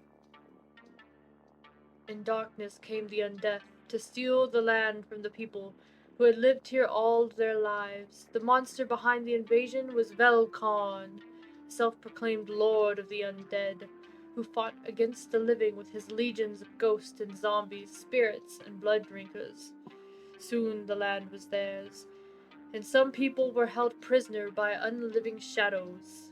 Some fought against them and were turned into undead. Others locked themselves in their home, waiting for the spell of darkness to leave. But it never did, and the people were left to defend themselves with fire, holy water, and garlic. Some, it turns out, were betrayed by their own loved ones. Eric was only 11 when the vampires came to the small village of Azaria. My son soon became enchanted by their evil, for the vampires were seeking influence to influence all in this region. My son was susceptible to their hypnotic powers. We struggled to protect ourselves against the vampires for several years, but Eric fell prey to their insidious evil when he was 14, and soon became an unwitting pawn of Velkarn, the master of the undead. During the long, unending nights, Eric grew weaker and weaker, and my wife, Victoria, and I soon discovered that he was gradually being transformed into one of their servants. With the promise of the master himself to turn Eric into a vampire, my son attempted to steal Victoria away to Castle Velkarn as payment to become one of them. I discovered my son's foul deed and was murdered by him with my own sword. Victoria, who tried to protect me, was stabbed over and over again, and now we cannot leave. The ghost lifts up his head and cradles it in his arm. Now we are cursed to inhabit this mansion until the souls of each member of my family can be released. Eric was changed into a vampire shortly before Victoria flung herself to the ground below, and now he lives on in this house of death alone, undead. The ghost points directly at you. You walk with the wolf spirit. Are you the one who is prophesied? Your eyes widen with surprise. You have no idea what wolf spirit means, or what prophecy the ghost is talking about. No, I don't think so. It has been foretold by the Vistana that a man-child who walks with the spirit of the wolf will dispel the darkness. Blood shall turn to water, and the shadows turn to light. All will be restored, and the day will burn bright. You are so astonished by what this ghost has revealed that you can't even move. He seems to think that you're some kind of hero. I don't know what you mean. I just wanted to find some shelter for the two of us. There is no shelter from the undead of Vizharia. You must take a stand, man-child. Either fight the undead or live forever as their victim to their unyielding thirst. Now that you are here, Eric, we'll never allow you to leave. You sigh. I'm to help you. What must I do? To live freely, you must destroy what my son has become. He is a vampire, and he must be destroyed before our family can be joined together in peace. You must find Eric, and deliver unto him a true death that is right of all people. Or the right of all people. And with that final pronouncement, the ghost slowly fades away. You stand there with Krug, looking at the empty space where the ghost once stood. I say we get out of here now. The faster the better, I think. We should try to go to the village again. Find some living people? I don't think that will do us any good, Randar. Think about it. What if the ghost said is true? What if you are the one who is prophesied? That might explain why you and I were brought here together for a reason. Krug makes some sense. This might be the key to your destiny. You've always thought you were more than you appeared. Now in this strange land, the truth might be right in front of you. Randar, the vampire hunter. From somewhere deep inside the mansion, you hear an echo of laughter, loud and insane, and it chills your blood with a sudden rush of cold terror. You have the urge to run. Run away now and get far away from this mansion. But then you would be Randar the coward. Krug looks up at you. Well, what should we do? Alright. You have a pretty big decision to make. Do you decide to help the ghost? Or run away? What are y'all doing?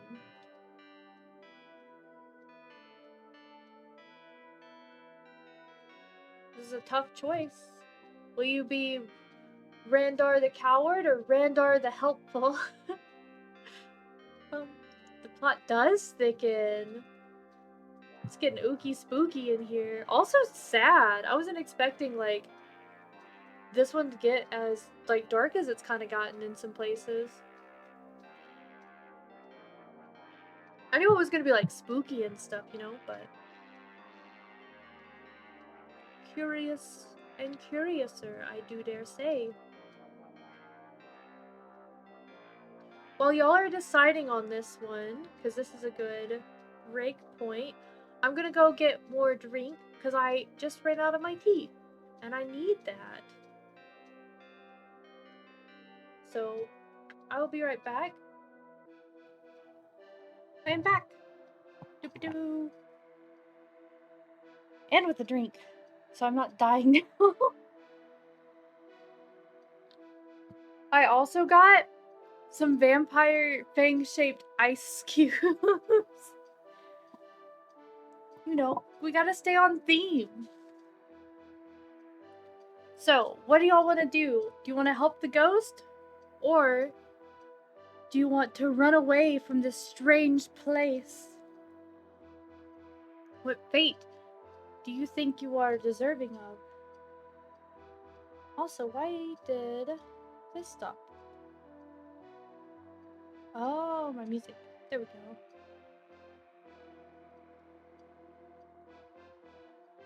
Now I can hear things again. I don't know why my computer's been doing this thing where it, like, mutes itself the last couple days.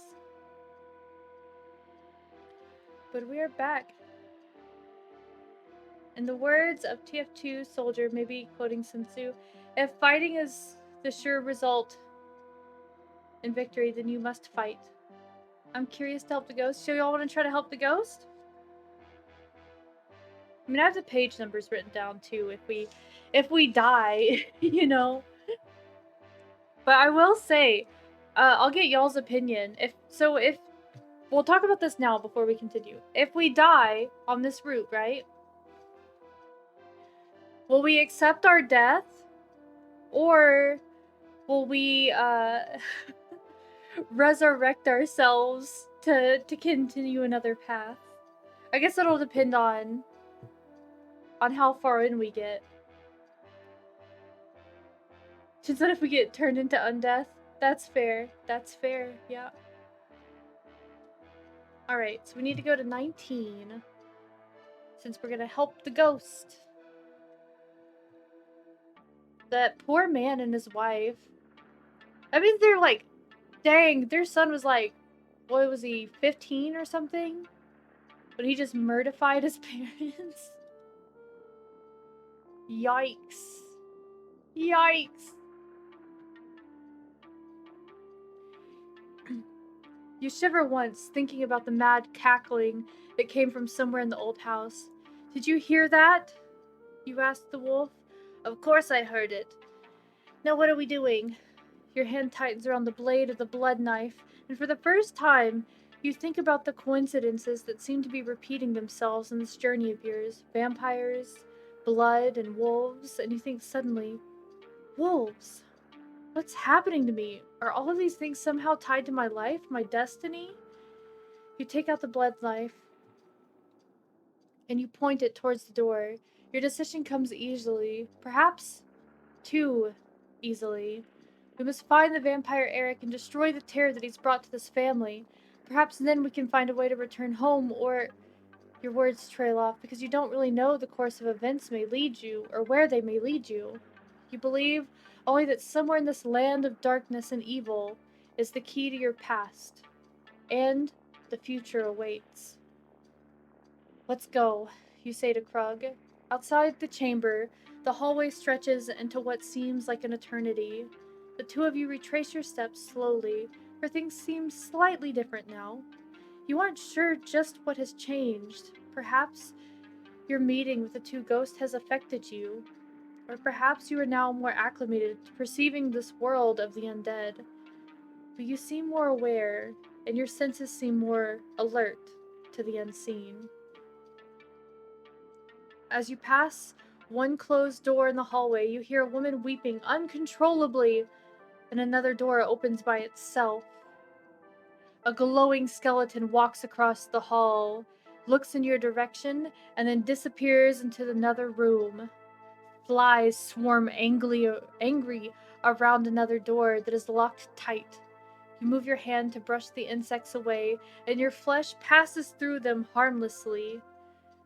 From the downstairs, a clock rings out loudly, and 13 chimes echoing through the house. You and Krug turn each other simultaneously.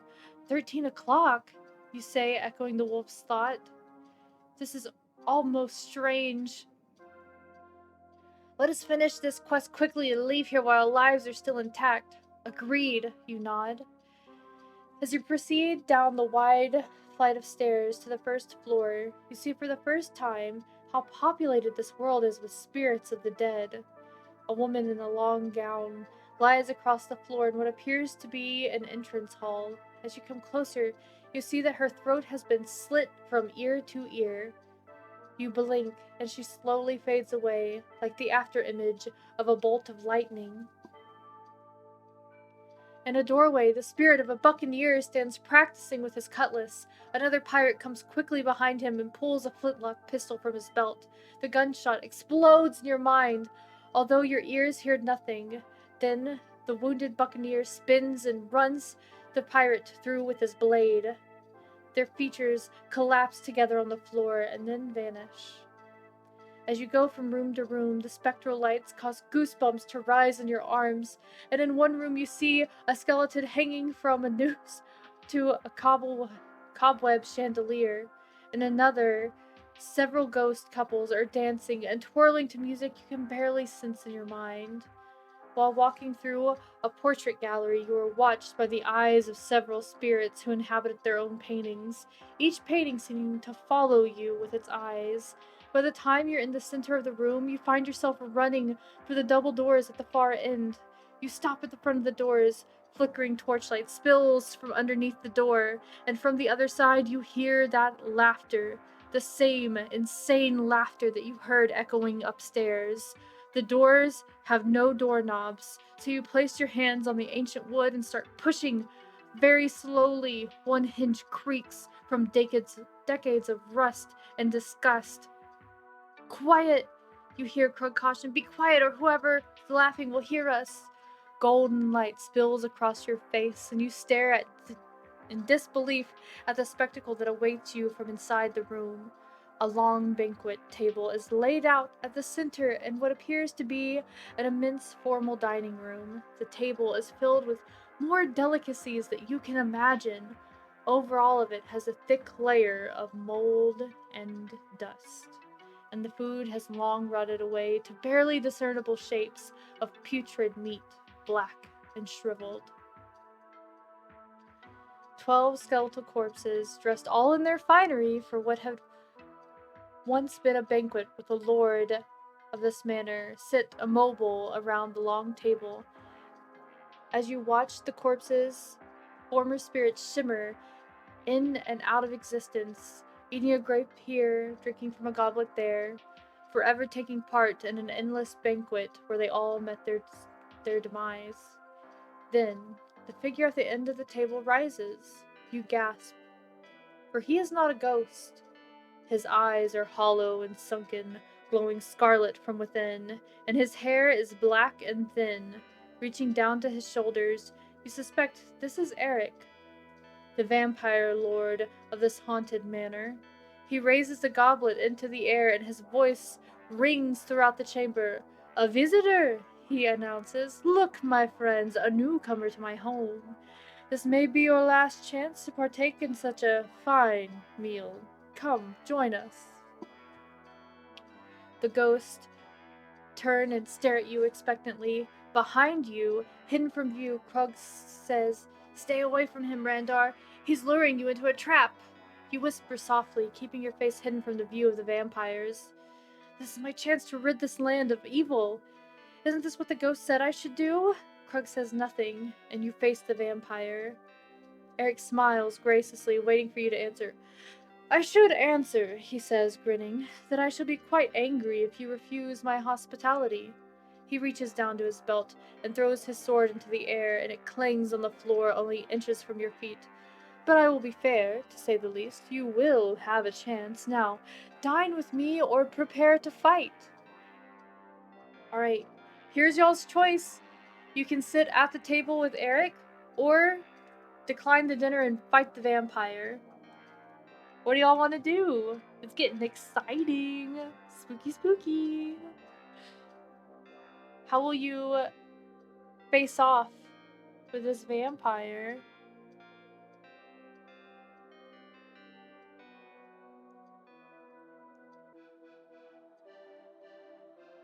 Oops.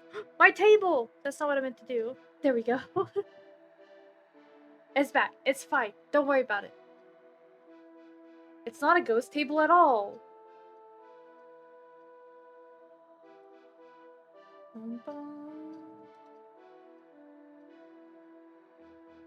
Let's see. We're going to fight the laughing, probably undead. Though element of surprise would be useful if we do that. Secret add holy water, the vampires. You kind of have. We don't know what the knife does, right? We don't know exactly why they want it. So that could potentially be like a way to fight him. Seeming like that's what we would probably use instead of like the sword that he dropped down, but I don't know.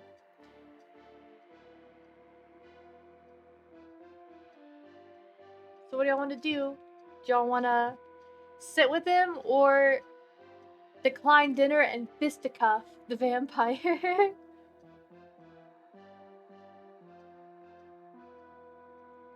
This is a key moment in our adventure, I feel. That or the blood knife makes them stronger. Yeah, we don't know. He did say Krug could sense that it was neutral, so it's not bad or good.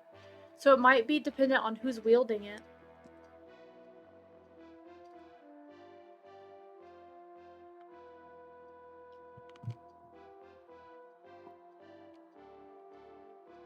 Bum, bum.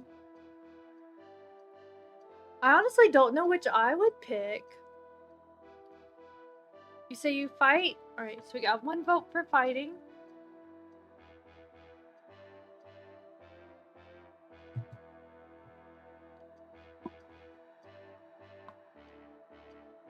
You kind of want to fight, but you're curious why the vampire is so welcoming? Right? Like, what vampire shenanigans is he pulling? That he's like, come sit at my table. Is very curious. Curious and curiouser.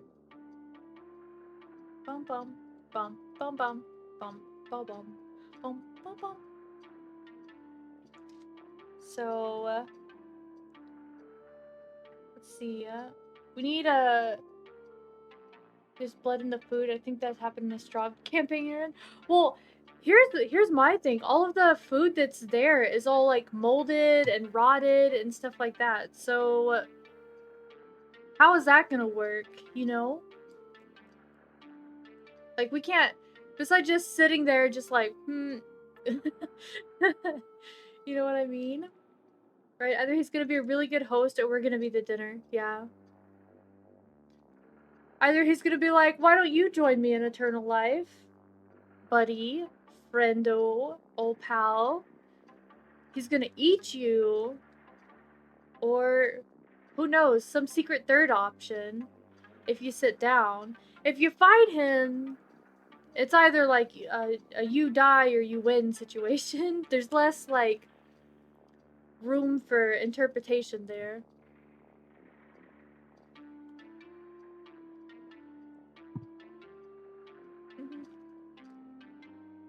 Plot twist, you become a vampire and then sacrifice for another vampire. Yeah. You become a vampire and then you turn the wolf into a vampire. Bum, bum, bum, bum. So we have two choices. You can only pick one. Dun dun bum. It's very hard decision.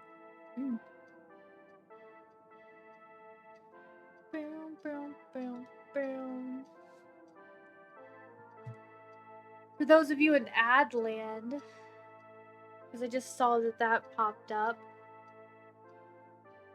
we'll give you a minute. Ghost prophecy did say to fight. That is true. The prophecy was that you would fight to slay the evil in this land that is their son. Poor guy and his wife. Honestly, that's so sad. Poor sir. So, are we leaning more towards fighting? Is that what's happening? Pew pew, because that's what it looks like. That true, yeah. Alrighty, we will go with it. Y'all are gonna fight them. I have everything marked down, so if we do immediately die, we can come back if need be. We can reverse the fate, the clock. We can re-roll that die.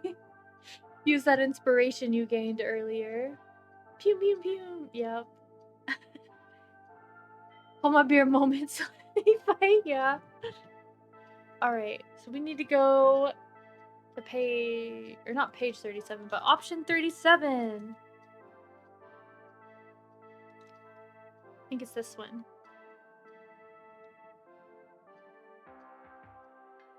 Alright.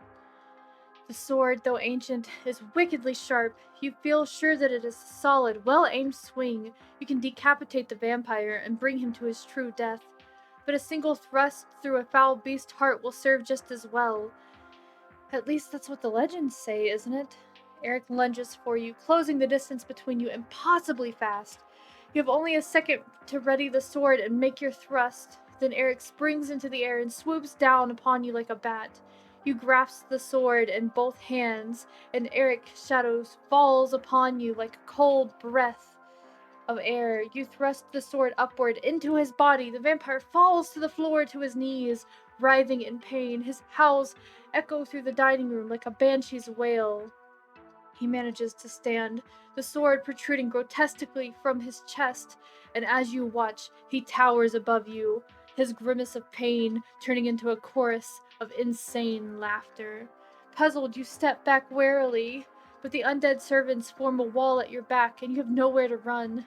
Eric's laughter shivers through your spine as he plucks the sword from his body with effortless ease. A few inches higher, he says, grinning. And I may have had something to worry about. He tosses the sword behind him and stands up straight. I think it is starting the waving. Weird. Hold on. Where was that at? Huh. The wound in his chest is bloodless, and as you watch, it disappears completely. The vampire laughs and turns away. He gestures with his hand, and his undead servants rip the blood knife out of your belt and search you roughly for weapons. When they are done, your clothes hang on your body in ragged tatters. Eric grins. "Bring him here," he says, and the undead drag you, writhing and screaming, to the table. You are thrown across it and held there, your pale, fleshy neck laid bare for Eric's inspection. He makes a low sound of approval in his throat, and then leans over and places his sharp fangs on your neck. You flail helplessly in the grip of the undead. The touch of Eric's fangs is cold and insistent, and you scream out for help, for mercy, for anyone to save you, but the only voice you hear is Eric's. "I'm so glad that you dropped by for a visit," he says, and then you feel a sharp, cold sting in your neck directly above your pulsing jugular, and the world around you swims into a dizzying vortex of empty darkness. Empty save for the voice of your infernal master. Welcome, Lord Eric Blackseed says, to my world. Bum bum bum. Uh-oh. There was a bug.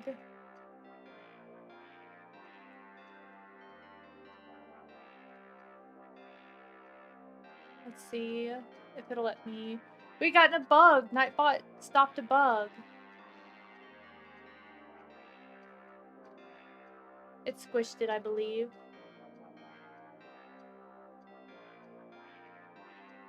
Let's see. They haven't messaged again on here, so. But yeah. So, you guys are a vampire now. But apparently the story is not over. This new phase of undeath is not your exact end. As when you open your eyes, the night world around you is alive with light and color. You notice a wolf in the corner, and you can actually see the pulse of his blood as light coursing like energy through his veins. And you notice for the first time that you are very hungry, and the bloodlight looks very appealing. You frown, a human memory poking into your new consciousness. The wolf is Krug, your friend, and you can't look upon him with hunger. It's simply wrong. You cannot turn against your friend. Yet you still have your needs, and the energies rushing through the wolf would satisfy all of your cravings, all of your undead desires. Eric approaches you and helps you from the table, and he smiles at you, and you feel your new fangs with your lifeless tongue. A light glows at the entrance leading into the portrait gallery. The ghost of Victoria Blacksteed and Eric's father appear and gaze at you sadly. Who knows how long their spirits will have to wait for a real hero now? But in your newborn state, you no longer care. Eric turns away from his parents and beckons you to the window. Together you gaze out upon a moonlit landscape, pulsing with the bloodlights of so many creatures, alive and afraid, fodder for your evil feast. Behind you, you hear ferocious snarling as the wolf attacks one of the master's undead and then leaps through the door and disappears from the house. He has escaped, you realized, and a dim, almost dead part of you is glad. But the last remaining human part of you will cease to exist in the minutes to come. You turn back to the window. The escape of your prey is no matter. The world below you is alive with more than enough unwilling prey for you to feed upon for an eternity. And you realize that a part of you hungers for more than mere blood. You also crave a hunt. There is laughter in the Blacksteed Mansion tonight. The laughter of the undead. And that laughter is your own. The end! Bum bum bum. You guys have become evil vampires. Oh no. So, do you want to take your dice and try your hand at another fate at running? Or are you okay with your evil destiny that you have fell upon? Or I guess we're bit into.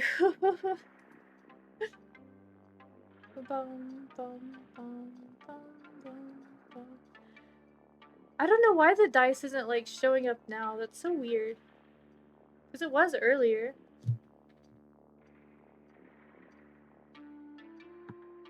How you feel about this ending, guys? I'm glad that the wolf got away. I was worried there for a second. I was like, oh no. Oh no. It's like, please, not the wolf. But at least the wolf escaped. Bum, bum. Bum, bum, bum, bum. We didn't find out exactly what the other or like what they wanted with that knife. I still say we should have used it on them, but we were like, yeah, let's use this sword that the enemy gave me. Never would I do that. No. Especially not to an obviously untrustworthy vampire. You left a lot to explore, kind of want to look around more. Yeah, we can do that. I'll have to go back to page 100.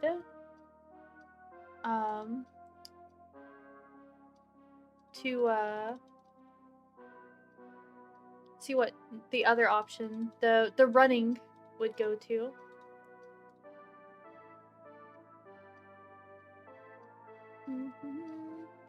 Oh yeah, this is the dinner option. The only other option we had was the dinner.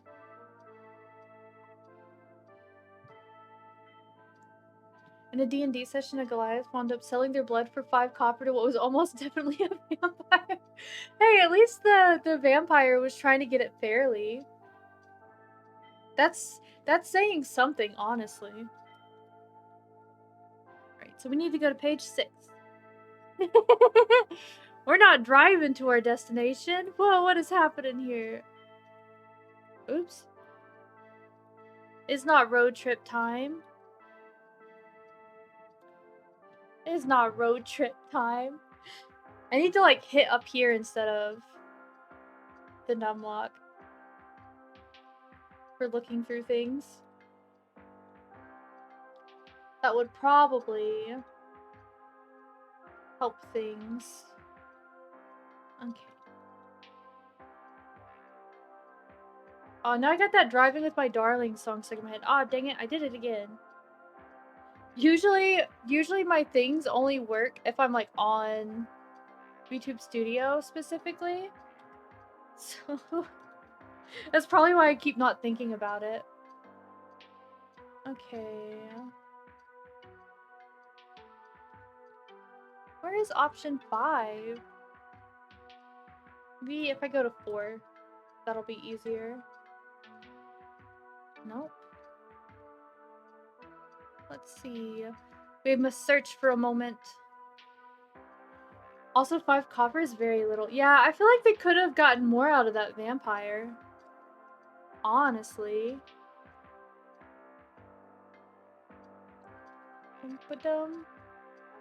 Alright, let's see. That was... I think you're on 5.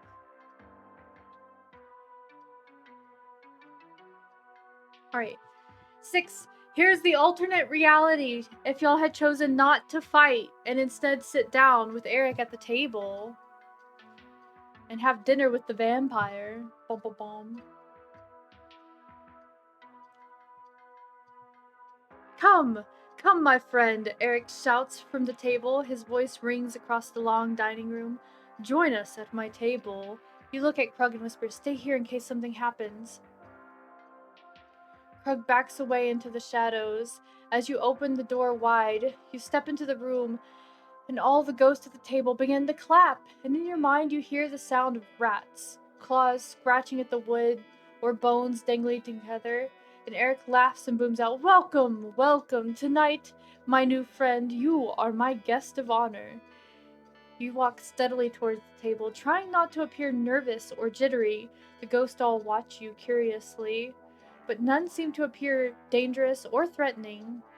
Eric makes a gesture with his hand, and the chair at the end pulls out from the table. And opposite, Eric smiles slyly. A mere trick, I assure you. Now please sit and eat. Tonight, my house is yours. You sit down, and at once the ghosts resume their spectral mimicry.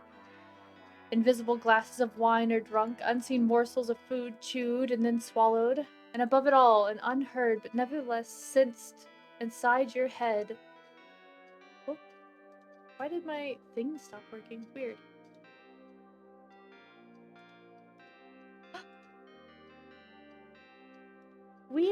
weird. Hold on.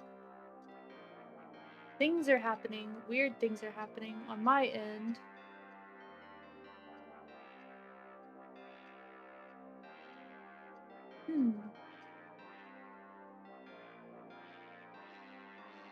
Interesting. Hold on, guys. No, my thing all of a sudden was like, hey, your, computer is running low on memory. Which it shouldn't be. Let me check something real quick. Huh. I think my media player is just messed up for some reason. Let me... So I was like, why is my music stopping? I'll just restart it. Hold on. I was like, no, because I checked my computer's memory. And it's all good. It's all good. So I think it's just Windows Media Player being a goose.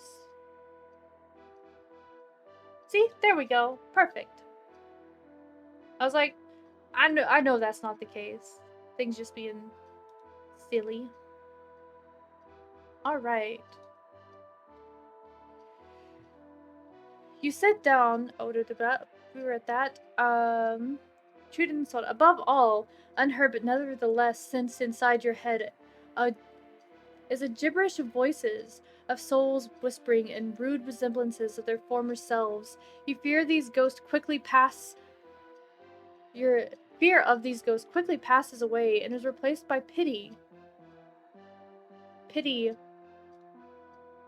that they, like Eric's parents in the bedchamber a floor above, are destined to endlessly repeat the habits and mannerisms they had in life. They will never again know the joys of sunlight falling upon their skin or taste of food from a different land. You look at Eric as he orders a ghostly steward to fill his mug with water and bring you a plate of dinner. You study your host carefully as you are disturbed by what you see. The vampire is haunted, you can tell. His eyes seem sunken, but it is not only from his undead condition. Behind them you see the light of something else. He talks too fast, and you don't always understand what he means. His fingers jerk as though he has no control over them, and his eyes are thin and empty. Yes, he is evil. You can see that. His allegiance to the vampire lord Velkarn and his bloody imitation into vampirism, or initiation into vampirism, are proof of that. Eric, you decide, is more than merely evil. All of the years of loneliness, the decades of having to live in the unimaginable horror of having destroyed his own parents in return for eternal life, have made Eric undeniably, visibly, quite insane. The steward brings you an empty goblet. A spider crawls across the pewter rim, and you blow it off into the rotted linen tablecloth. The vampire at the end of the table laughs as something he imagines one of his ghostly friends is saying, and then turns his attention to you. We have not been introduced. I am Eric, Lord of Blacksteed Mansion. Welcome to my home. He raises his goblet in a toast, and you raise yours. I am Randar, the traveler in your land, and I thank you, Lord Blacksteed, for your hospitality. Eric drinks from his goblet, and you pretend to drink from yours. The vampire's eyes glimmer with delight as from the fireplace set in one wall. Randar. I know that name from somewhere. You're surprised, for in your world, Randar is kind of an unusual name. Perhaps there's a reason you were brought to this world. Perhaps there's more to your past than you could have ever dreamed of. But you don't want the vampire to know too much. Quickly you change the subject. Tell me about yourself, Lord Blacksteed. Oh, of course, my friend. Of course, as he smiles happily. His eyes gaze up towards the ceiling, and Eric soon loses himself in his thoughts. You sit back and wait, for you don't know what to expect. Perhaps you will get a chance to destroy Eric. Your hand absently touches the hilt of the blood knife. Can this be why it's called the blood knife, you wonder? Is this why I was brought here? My parents died a long time ago. A very long time ago. As a matter of fact, they died over 100 years ago. As you may have guessed, Randar, this house is not like many others. I tend to ignore the housework, since all of my servants, as you can see, are not quite alive. The vampire lord laughs, and the laughter rings hollowly through your bones. Eric fixes you with his black, empty stare.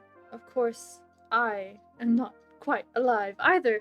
In fact, as you may have well guessed, I am a vampire. He points to the wall, imagining the landscape outside. I killed my own parents, as an offering to Velkarn, the vampire lord of our realm. In return, he has granted me eternal undeath. I reign supreme here in Blacksteed Mansion. I have no need for food save for the taste of hot blood, but life here does seem to get boring, and no one new to talk to. But at least ghosts don't give you any arguments. They always do what you want.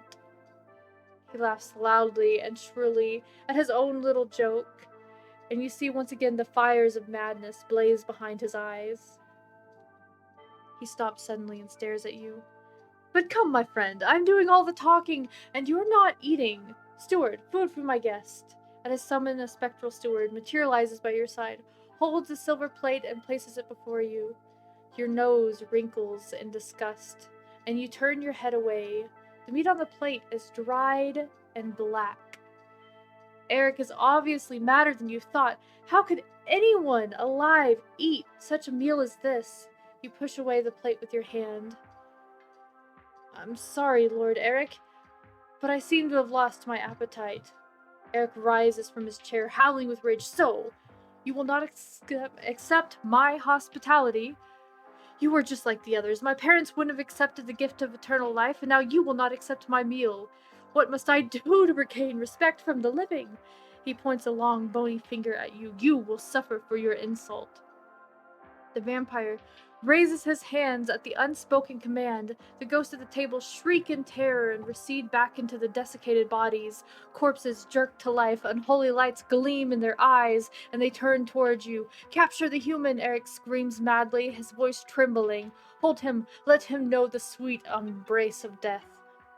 Corpses rise around you. You barely have time to scramble out of your chair before their hands are upon you, clutching you tight with cold fingers, exposed bone and mummified flesh. Their nails dig into you, drawing thin lines of blood across your skin. Eric licks his lips thirstily. I had hopes you would be different, the vampire says, coming closer. You struggle against the grip of the corpses as they hold you. But you are too strong, they are too strong, and there are too many of them. I had hoped you would join me here, Eric rants on, but now I see you are just like my parents. You deserve to die. It's better than living like you shout angrily. Eric roars with rage. With one leap, he jumps onto the tabletop and hurls himself towards you. You twist away from the hands of your undead captors, and Eric falls into their midst, spilling them across the floor like matchsticks. He bursts from the pile of corpses, his face crimson with rage. He focuses his black undead eyes upon you and reaches down, plucking an ancient sword from the belt of one of his long-dead guests. I will not need these slaves to finish you off, he cries. I will kill you as I killed my own blood a century ago. You will never know the ecstasy of undeath. You will know only emptiness. Your heart is hammering inside your chest. His eyes have grown impossibly large, as if they were gazing straight into your soul. Vampires are awesomely strong, and you know you simply have no chance against this infernal power. Give up, Randar. You think, in resignation, you can never win. His heart beats with the blood of others. You cannot kill the undead. And then the world is nothing but a loud, feral roar. You blink and stagger backwards, colliding with the table. Your eyes focus again, and you see Krug is attacking the vampire, his long canine teeth embedding into Eric's sword arm. The vampire swings the ancient sword awkwardly at the wolf, but the sword slips from his hands and lands at your feet. Eric reaches under Krug's neck and squeezes tight, ripping the wolf away from his arm. With a furious shout, he flings Krug towards the door and spins back to face you.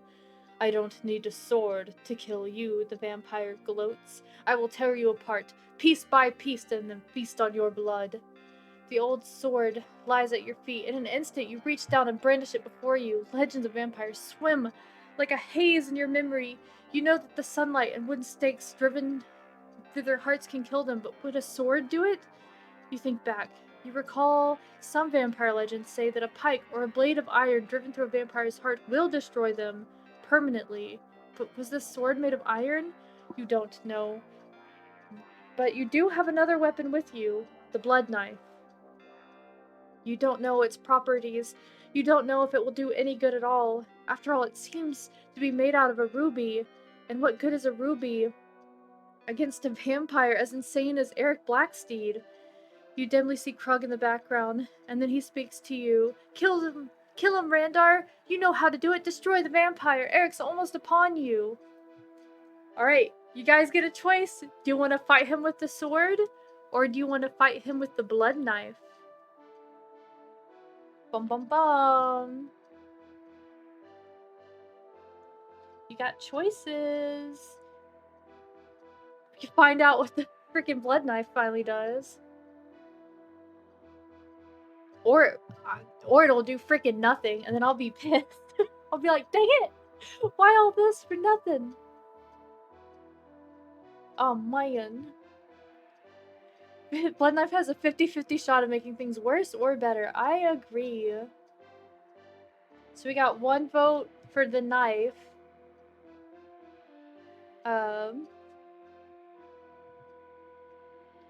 What say you? Could make it worse, like you said. Could make it better. Unknown. Bum. Ba-dum. Bum. Bum. The knife will do? Alright, so we got 2 votes for that. So that's what we'll do. Alright, we need to go to 22. Ba-dum. Bum. Bum.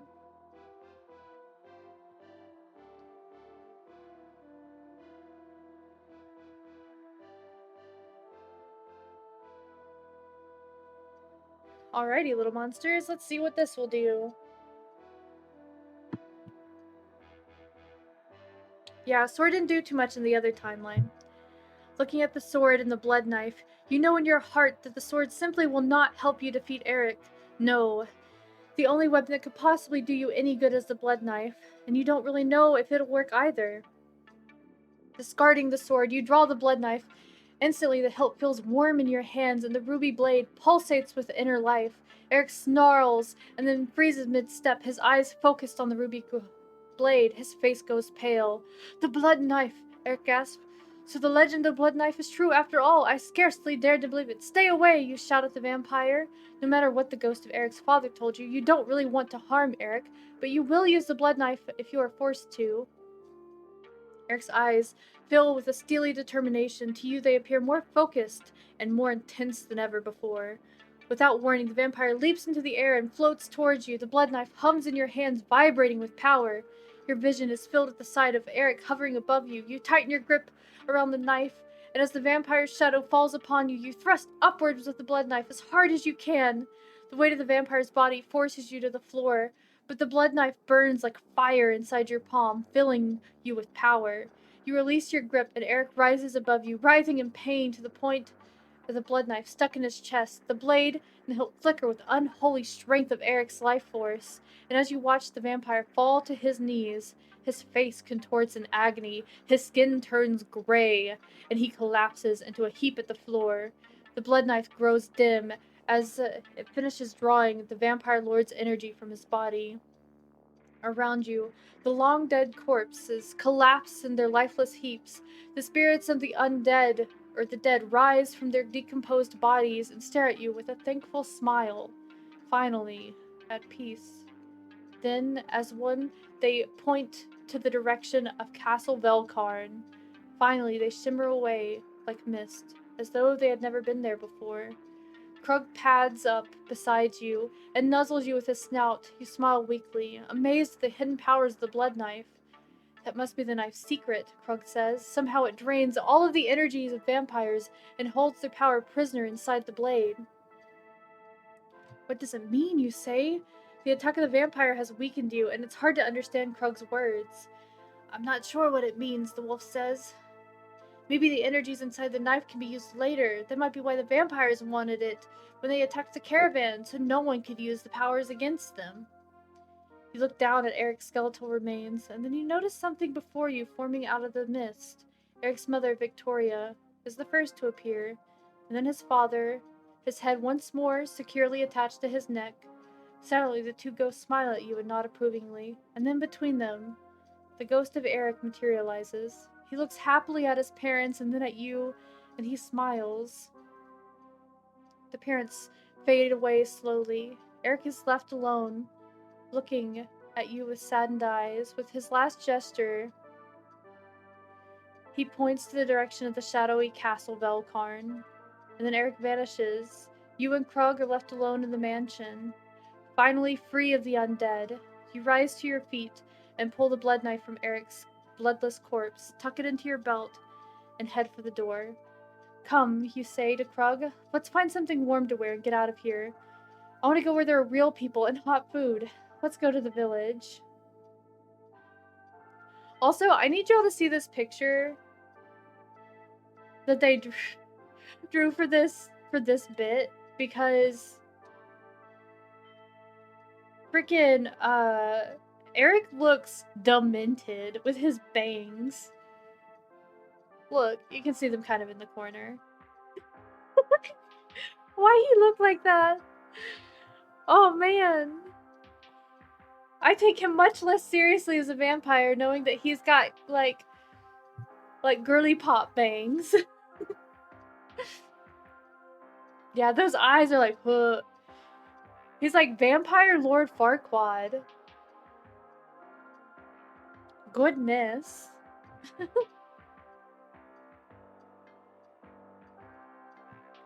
Goodness. He's giving that sus side eye. Yeah. Spooky ooky.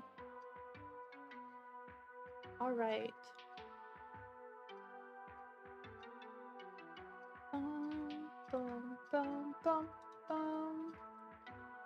With this, we actually have more to this story. I guess I'm betting it's gonna have us go to Castle Velkarn and try to defeat the guy. You know what I mean? But we gotta go to the village and stuff first. I think... Well, no. Actually, I'll be right back. I'll be right back. And then we can continue forward. Let me go once again to the Minka Mash. The Monster Mash. Because it's Halloween! Happy Halloween, everybody! Dooba dooba doo. I hope you're enjoying our spooky choose your own adventure story. Alright, I'll be right back. I am back. I have returned. As we are about to go forth into the village, I think. Also, Timmy, I did see that that picture you just posted in the Discord on the Tuminka. It's so accurate. That is what that dude, what Eric looks like. It's so funny. The Goblin Jam. Yeah.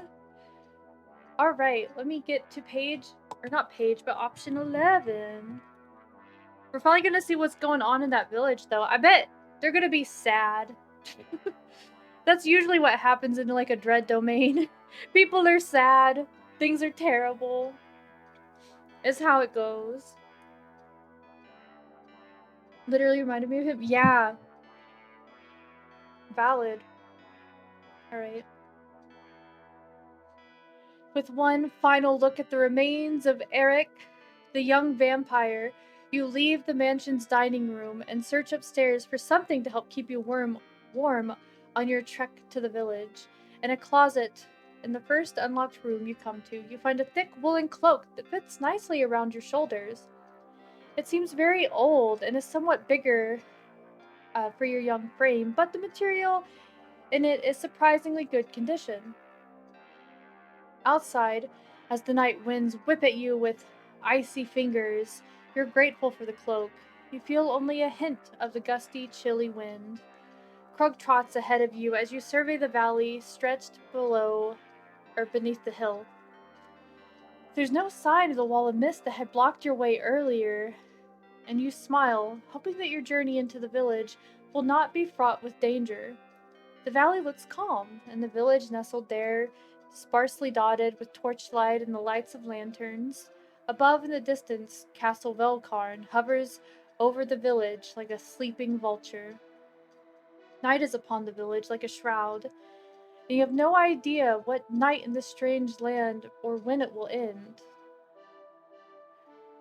You shudder as you realize that neither vampires nor evil of any sort sleeps at night.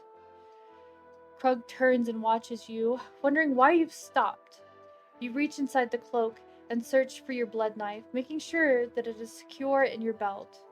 Your fingers brush the ruby blade for only an instant, but in that instant, your mind explodes with a painful vision. You fall on your knees and cry out. You don't see Krug as he rushes to your side, nor do you hear him cry, "Randar, what's wrong? What's happened?" In the instant your fingers brushed that blade, your entire body burned with the remnants of Eric's life force, and you felt, experienced the events that transformed Eric into the monster that you just destroyed. You were there when Eric raised a goblet to his lips, a goblet filled with his mother's blood, and you were there when he presented a flagon of warm blood to the Dark Master of the Realm, seated at his throne in a sinister castle. You see Eric's vampire master in your mind. You see him in all his feral glory, all his smoldering evil.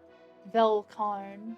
He sits upon a foul throne of death, his black hair brushed straight back, spilling over his shoulders, his long, pointed fingers stroke his thick black mustache, and his eyes glower at you, burning inside you with a pinprick of red-hot hatred. Velkarn accepts your offering and drains the flagon in one long draught. Then the Vampire King stands tall, filling your field of vision, and his head swoops down towards your neck, and all you can see are his robes of deep, solid black and the darkness surrounding you. Then you feel a sting of icy fire in your neck. You awaken as if from a trance. Krug is pawing you anxiously, and his voice is urgent. "Randar, wake up, wake up! Are you all right? Answer me!" You sit up groggily. The blood knife has fallen from your hand, and carefully pick it back up by its ornate silver hilt and slip it back into your belt. I'm all right. You tell the wolf shakily. I had another vision. I saw Velkarn." "What exactly did you see?" "I accidentally touched the ruby blade, and I saw an image from Eric's past, when Velkarn lured him over to the dark side." But you consider the event for a moment. "It was horrible. Velkarn is..." You don't really know what to say. How can you describe an evil that you felt in an instant? You looked into that Vampire King's eyes. "Krug, I'm not sure if I ever want to see Velkarn in person. I've never seen anyone so completely evil." Krug says nothing for several moments, and he gets up and starts trotting towards the village. "Rendar, I hope we have a choice whether we meet him or not." The journey down to the village takes less than an hour, but by the time you pass a large forest and arrive at the gates, you feel frozen and your stomach growling from hunger. The sign above reads, "Visaria." You pass beneath the stone arch and find yourself in the village cobblestone main street. It runs from left to right, and as far as you can see in either direction. To your left, the street is very well lit, with flickering lamps, and you feel sure you could find warmth of a nice tavern in that direction. And to your right is a street mostly covered in shadow, and the silhouette of Castle Velkarn is clearly visible above the rooftops. Far at the valley's rim, the only sign of life you see coming from a small the only sign of life that you see is firelight coming from a small tavern. The sign above it, closed door, says Mongoose Inn. Do you guys want to go to your left? Or do you want to go to the right? So on your left, things are more well lit and everything. But on the right, there is like a named inn immediately, and that is what you're trying to find, is like some kind of an inn for warmth. But it is spooky down that road, so guess even in this timeline we are hungry, but not for blood this time. Yeah. Not for blood this time.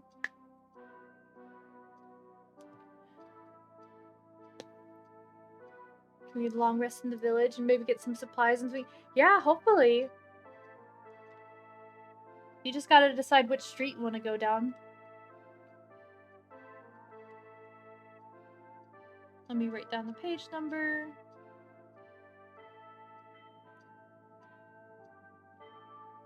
So, left towards the street that's got like all of the nice lamps that you think is probably another tavern or something over there, maybe.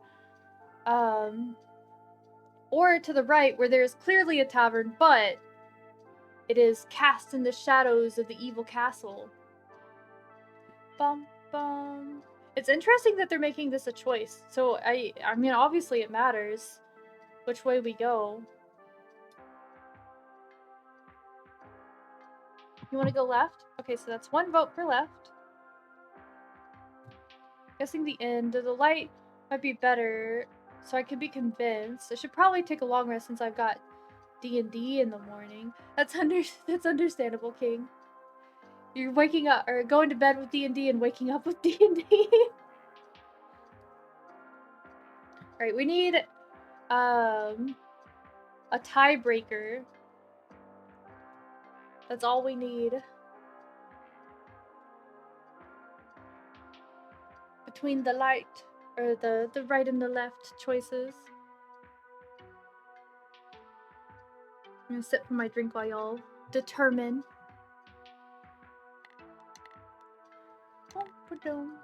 Hey, look, the dice is back.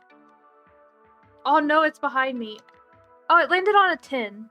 It's easy to see because of the way that it fell.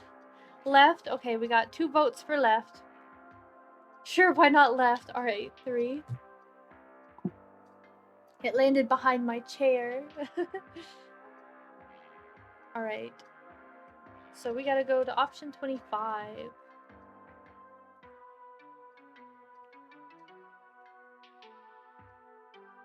The part of the village lying in the shadows of Castle Velkarn is anything but inviting to you. Despite the signs of life at the Mongoose Inn, you decide to take your chances on the left side of this area, where the streets are brightly lit. You've had enough darkness for one night. You start down the well-lit street and stare into the windows of shop and line the town square. There are a few signs of life here tonight. Occasionally you see a shadow move behind a window or hear a voice raised in mournful song. But no one, you and Krug are on the street. Oh, but no one but you and Krug are on the street. The doorways are decorated with strings of small, fresh bulbs, either hanging from the doors themselves or from wooden lintels above. You point at a doorway to a home and then look to a doorway of a cobbler's shop. Look, they all have them. Krug shakes his head.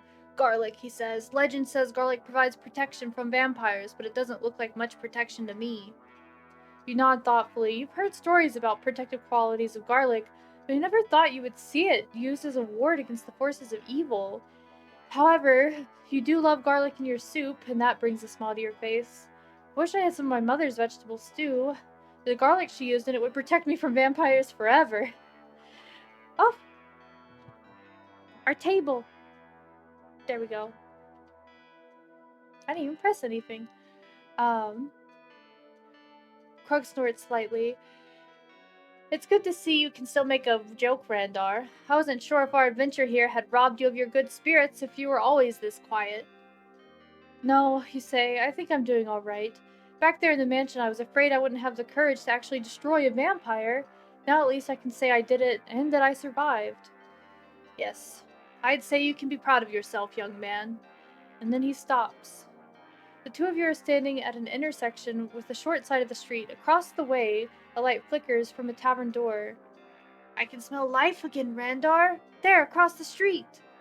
You look around. Krug, there's something wrong with this place. Where are all the people? I don't know. By the looks of this village, I'd say they're all too afraid in the darkness to come out of hiding for long. He raises his snout and smells the air. There are traces of evil here, too. A foul scent is everywhere. But food aplenty over here. Pointing out his snout into the direction of the tavern. I can smell it, and I, for one, am starved.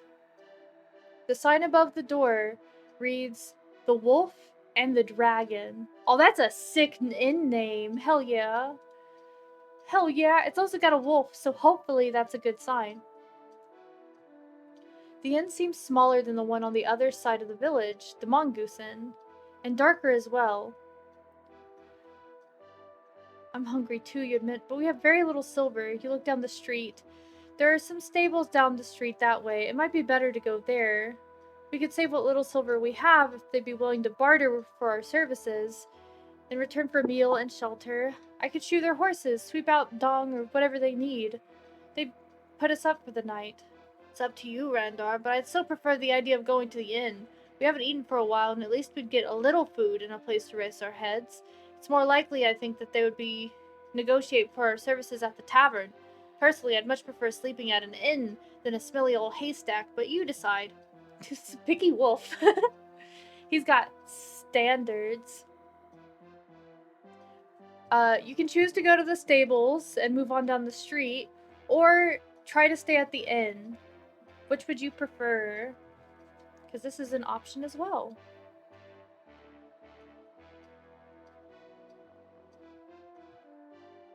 Doom ba doom, boom ba doom. Go to the stable or the inn. Ba-dum, bum, ba-dum. Hello, evil marksman. You can help us decide. Should we go to the stables and try to see if they'll let us stay there for the night, or the inn? All right, we got one vote for inn. Okay, 2 votes for the inn. Can't foresee anyone necessarily voting for the stables. All right, we got 3, so we'll go to the inn. Okay, we gotta go to option 3.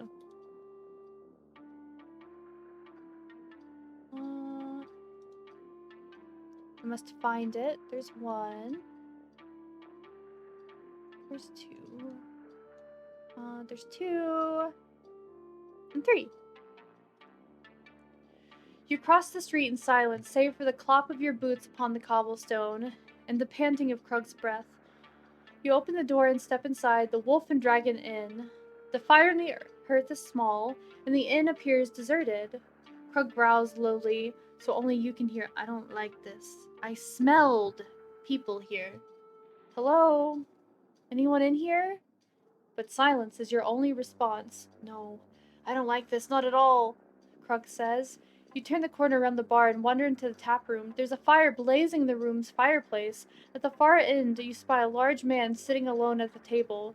He wears an oversized brown cloak with a hood that covers his head and appears to be asleep, his head cradled into the crook of one arm, and a plate of food sits beside him.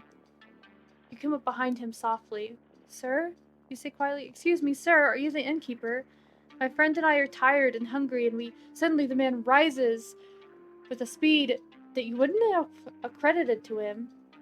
He spins your directions and brings up a crossbow aimed at your heart. Your eyes focus on the sharp metal shaft. For a split second, you're not aware of anything else but the glint of light and the shaft's the shining point. The moment is broken by a booming voice at the back of the inn. Wild man! A man's voice calls out, Put that weapon down! Can't your addled brain see that they're alive?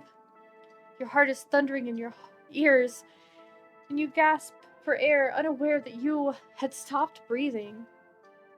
You manage to tear your gaze from the crossbow and see a thin, dark-haired man rushing your way from the back room.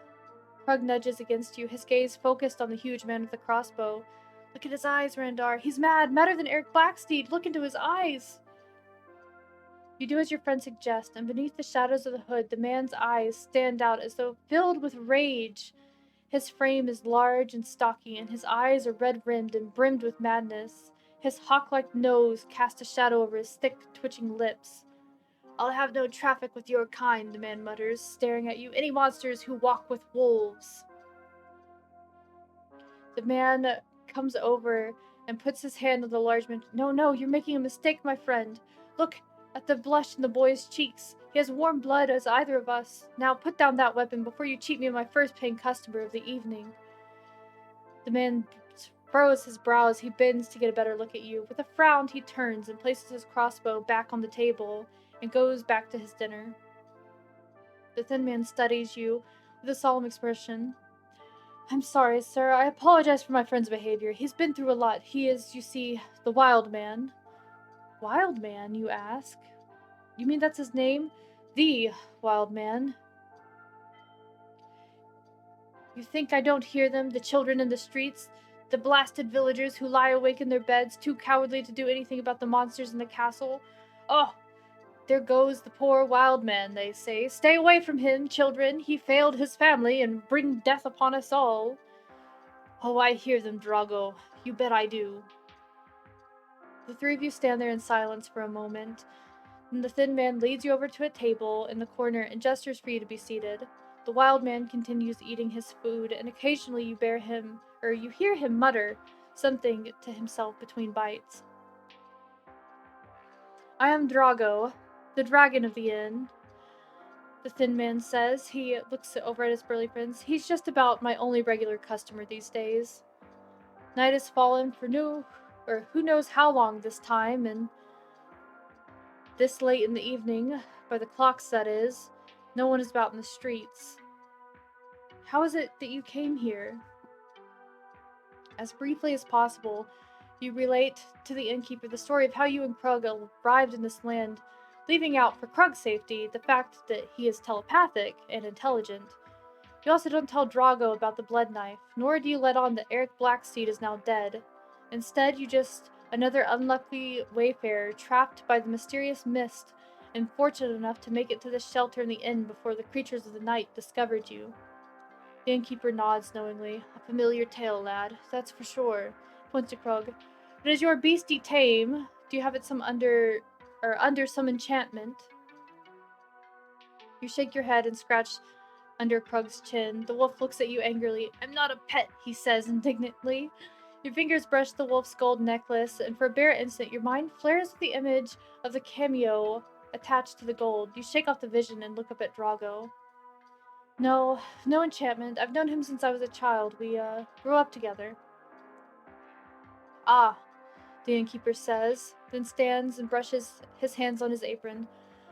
"Well, now it's a cold night out there, and it's time to get something hot inside your bellies. I'll be right out with some food for both of you." The two of you watch the innkeeper go into the kitchen. Krug turns to you. His eyes narrow. "Anyone pats me or scratches me under my chin again, like a common house dog, I swear I'll rip his hands off. Understood?" You laugh a bit before nodding. "Yes, understood." In a few minutes, Drago returns with the bowls of steaming beef stew, thick and rich sauce, and soft white potatoes. Krug sniffs the food warily and then nods at you. "It smells wonderful." You finish the stew faster than you could have imagined, and both of you were served seconds. When you're finished, Drago takes your bowls back to the kitchen and returns and sits at the table. You offer him a silver piece for the food and for a night's lodging. He smiles gratefully and accepts the silver. "First coin I've seen in several days. Wild man over there's been my only customer, and he's been short on money for quite some time." "What's his story?" you ask quietly. Drago shakes his head. "He's got the name Wild Man way back when he was still himself. Oh, he could fight like a champion, he could. He could best any challengers at arm wrestling or quaffing ale. Many a night I closed the place with the Wild Man, only one still standing, and all of his young challengers passed out on the tables." Drago smiled ruefully. "Many a night." "He was married to a lass he had loved all his life, but she had another suitor back when they were courting. Don't you know, this man wouldn't take no for an answer when she chose the Wild Man. The suitor, a bloke named Caroline, was a rogue of noble lineage, with the good looks that could have caught the eye of any lady he fancied. But he wanted the wild man's Kate, and Kate wanted the wild man, a simple hog farmer. One night, Caroline and 4 of his cronies laid up wait for the wild man. Their idea was to rough him up, make him wish he had never even heard of Kate, so that Kate would be Caroline's for the plucking. Well, it was not to be. Oh yes, they fell upon him in the street, but it didn't turn out how they planned. The wild man got the best of them all. He even bashed out 2 of the pretty boy Caroline's front teeth, and the nasty beggar swore his revenge then, cursing the wild man. "You shall pay for this, pig farmer. I'll thee end your daith in blood." Dargo paused and takes a sip of the water and mug beside him. That was about a year ago, and Caroline got his revenge, a matter of speaking. The rogue traveled up to Castle Velkarn, hoping to buy favor from his evil master. Instead, Velkarn claimed Caroline as one of his own and made him into a vampire. In a few nights, Caroline returned and claimed Kate was his by right. The wild man's seen her only a few times since that night. Doubtless she's one of them by now. One of the Dark Ones. Now he spends his nights there, and we protect each other from Caroline and the Riders. The Riders, you ask? Drago nods. Aye, the Storm Riders they call themselves. Same 4 thugs, all undead now. Riding through the village on an undead ebony steed, grabbing unwary villagers and using them as slaves up there at the castle. Anyway, Caroline will never let the wild man forget what he's done to them. He taunts them every chance he gets by making sure he isn't close enough for the wild man to use that crossbow. He's never forgotten how the wild man bested the 5 of them. But he has little respect for the wild man's strength. Drago laughs. Sure as heck funny to see that pretty boy vampire storm through the streets, baring his fangs with no front teeth. You laugh along with him, and even see a merry sparkle in Krug's eye. And you say, what's your story? Ah, I have no stories. I've lived in Visaria all my life, says Drago. Even before Lord Velkarn took it over. And it is here that I remain until I die, I suppose. I can't leave, with nowhere else to go. The door of the tavern suddenly slams open and an icy breeze rushes through the tap room, carrying with it a sweet stench of death. And you take a sip of my drink. Thank you for the hydrate, Paz.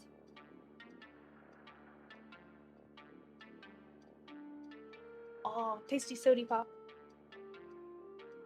Trouble, Krug shouts. A deep, raspy voice says, "Leave? I wouldn't dream of letting you leave, innkeeper, when we have such good times together." Something deep within you tells you that turning to face the owner of that voice is the last thing you should do. But somehow, you cannot resist the temptation. Rising slowly, as if in a dream, you turn and confront the man standing in the doorway behind you. He is handsome, with long blonde hair and most vibrant blue eyes that you've ever seen. He wears black leggings and boots and a white shirt with flowing black cape held in place by a molded gold skull at his neck. His thin lips are pulled back in a smile, revealing razor-sharp fangs with a wide gap right in between them. At the far table, the wild man stirs abruptly and lurches to his feet and aims his crossbow towards the vampire.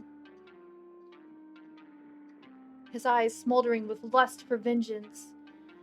The vampire's expression changes as he spies the wild man. You see in dismay, then sadistic pleasure in his eyes. Well, if it isn't my friend, the jilted suitor, so nice of you, to see you again. You stole her from me, monster! You took my Kate and made her one of you. I'll get you for that. Without warning, a silver-tipped crossbow bolt flies from the wild man's weapon. The vampire ducks like a panther, and the bolt hurls into the wooden frame of the door. The vampire laughs, slowly sliding his crossbow behind the cover of his cloak. The wild man sags in defeat. Why bother, pig farmer? Besides, tonight I am not here for you.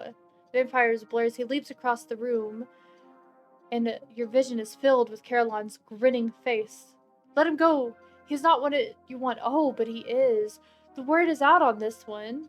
He was spied by one of Lord Velkarn's familiars when he arrived in the hills. We know exactly who he is and what we want from him. Spied in the hills. You think back when you first arrived and you recall the bat who burst from the cover of the rocks.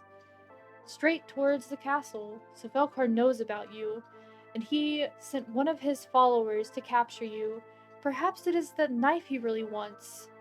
Or does he know about that at all? Come with me, boy. Lord Velkarn wishes to speak with you. Don't do it, son. He can't be trusted, Drago says.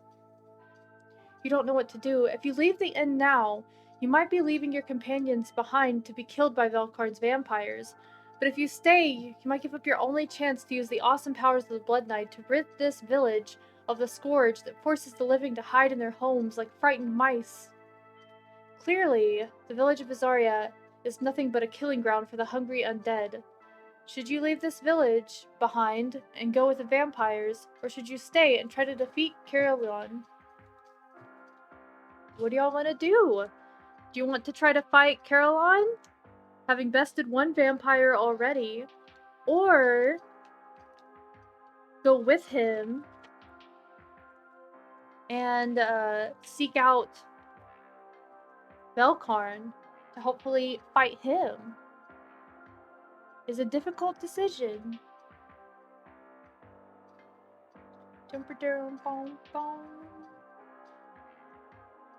So we're on page 24. And then we have our two options. I will be right back again. I went through my drink and I need to get another one. So I'm gonna go grab a drink real quick while y'all decide if you're gonna go with the vampire to Castle Velkarn, or if you're gonna try to kill him too. Think wisely, think carefully. I'm back! I also brought myself a cookie to snack on real quick while we decided. It's a little Halloween sugar cookie. You know those ones? Well, people in the States will know about these. Those sugar cookies that are like the good store-bought sugar cookies that are like almost white and then the frosting on top. It's one of those. Very tasty. Not the healthiest, but that don't matter because it's Halloween. So we got one vote for staying and fighting.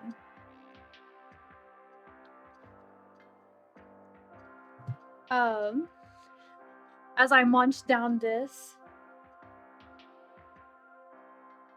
Does anybody have any fun Halloween plans? Always a good cookie. Like I said, I'm monster marathoning it up later. And carving pumpkins and all that other good stuff. But yeah, y'all got an interesting choice here. I think y'all can take Caroline. He seems too, like, into himself. You know what I mean? Like, he seems like the type that will make a, like,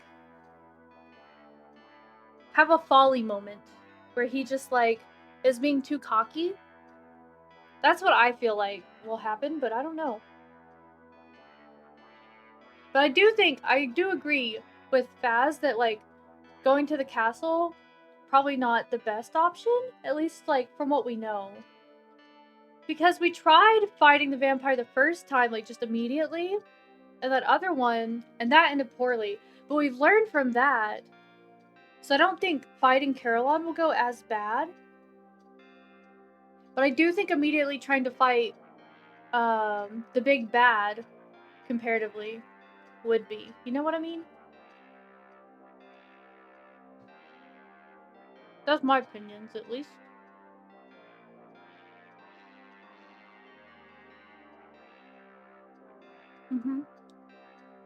Some leveling and exploring.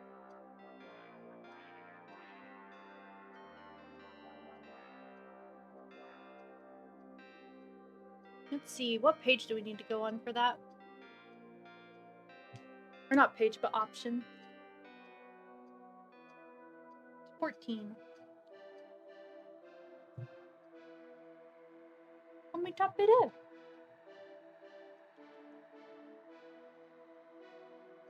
Boom, boom.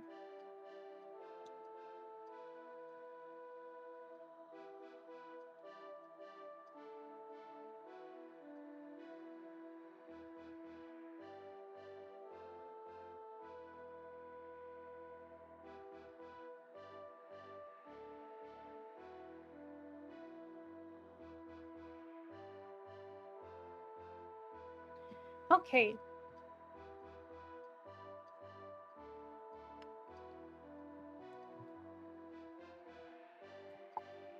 We shall go with that option then.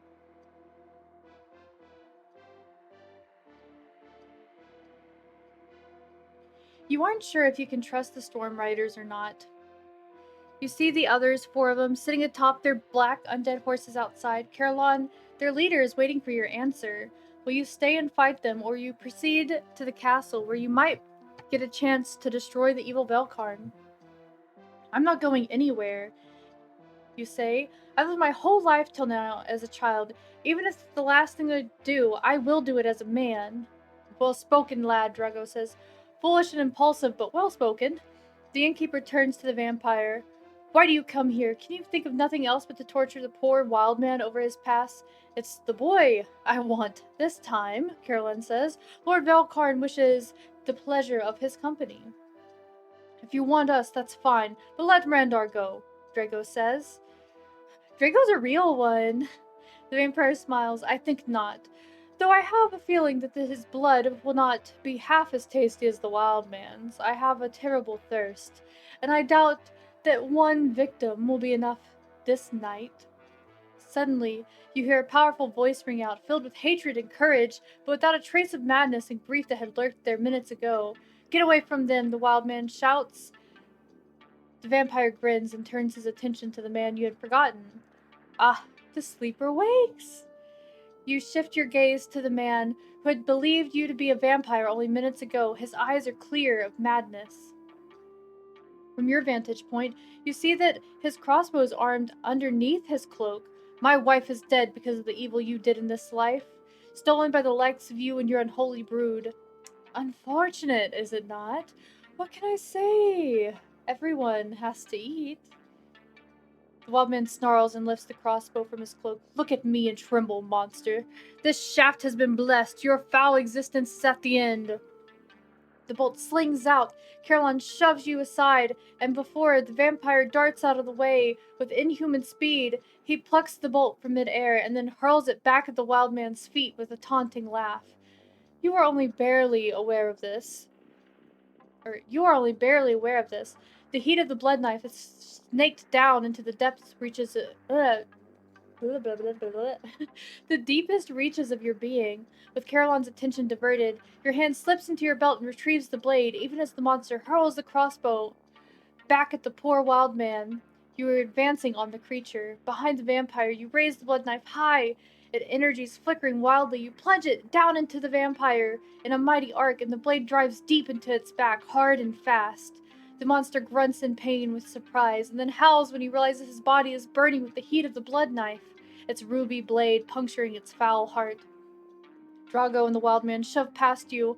From under his cloak, the wild man draws a broadsword and raises it with both of his his massive hands. The vampire stumbles backward, fumbling for the hilt of the ruby blade protruding from his back. Drago stabs his arm, Drago grabs his arms from behind and leans away with a wide, powerful swing. The wild man's sword sinks through the air and cleaves through the vampire's pale neck. The vampire falls directly upon the blood knife with a crack like thunder and a bolt of energy temporarily blinds you. The blood knife breaks into two, and the energy dissipate into the air. Oh no! Vengeance! The wild man cries. Finally! Finally! Revenge for my beloved Kate. And then he looks at you, and his eyes, formerly filled with hatred, are filled with tenderness that bellies the man's madness. He holds out his hand. My real name is John. You hesitantly shake his hand and then stare at the decapitated body of the vampire. Krug comes up from behind you and growls. The blood knife is no more. I don't believe that was supposed to happen. I don't either, you whisper.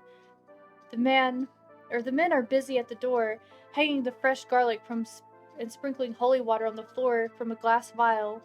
I was beginning to believe that it was a part of my destiny, that I was beginning to believe that somehow I was brought here to face Velkarn once and for all. I thought that the blood knife would help me destroy him. Perhaps it would have, Randar. Now we'll never know. Drago and John finish securing the inn and approach you. There are other weapons that will kill vampires, lad. You are one of us now, and I venture to say that you'll be one of us for a long time. You look at Drago, almost pleading. Tell me the truth. There's no going back to my world, is there? I'll always be stuck here, won't I? I've heard of portals that lead back to your world, Drago says. Maybe even to others. But all I've heard is rumors, legends. I'll tell you though, my boy, he says, placing a hand on your shoulder. I have a feeling that if anyone in Visaria can find a way home, it's you. The evening marks a beginning for you. You begin to accept your quest that the blood knife is over, that a new path through the darkness of this strange land has opened before you. The vampires have not been defeated, but a few battles have been won. With Krug, John, and Drago at your side, at least you have a chance to find one of these legendary portals and return home. With a twinge of sadness, you regret the adventure you will never know, the battle against Velkarn that you hoped would release this land from darkness, and the quest for the blood knife, which may have opened the locked door to your destiny. You feel now you will never know who you are and where you came from, but you know that you have many adventures ahead of you in your quest to return home, and you'll just have to make the best of that. The end! Alright, now time to go see what's gonna happen if we fight Velkarn, because I am nosy and I need to know. So far the endings you've got, I will say that whatever ending we get with this next one will have to be the last for tonight. But let's find out. We did technically, you guys did defeat Carolon, but I guess the blade only had like 2 uses or something in it. It wasn't as OP as we thought it was after that first fight. Dang. Ding dang. Alright, we gotta go to 28. And then this will be our final path that we'll explore tonight. Which is crazy, because I know there's like even way more stuff. This book's got a lot in it. Got a lot in it. Which obviously we can't go through all of it. We can't go through every path. But we can go through this last one and at least find out 3 potential endings. You know what I mean? We got a defective blade. Let's call the warranty. 1-800-magical-blade. Hello, I'd like to speak with somebody about my blade's extended warranty. I only used it twice and it broke. Right when I needed to fight an evil overlord, I really could use my money back. Give me back my silver, ding dang it. Alright. Let me take a sip real quick.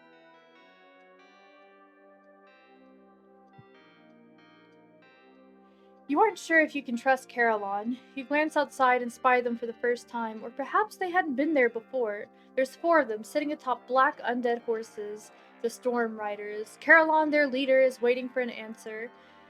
Will you stay with them and fight, or will you proceed to the castle? I'll go with you, Velkarn, you say bravely. Provided you give your word that you will leave these men unharmed.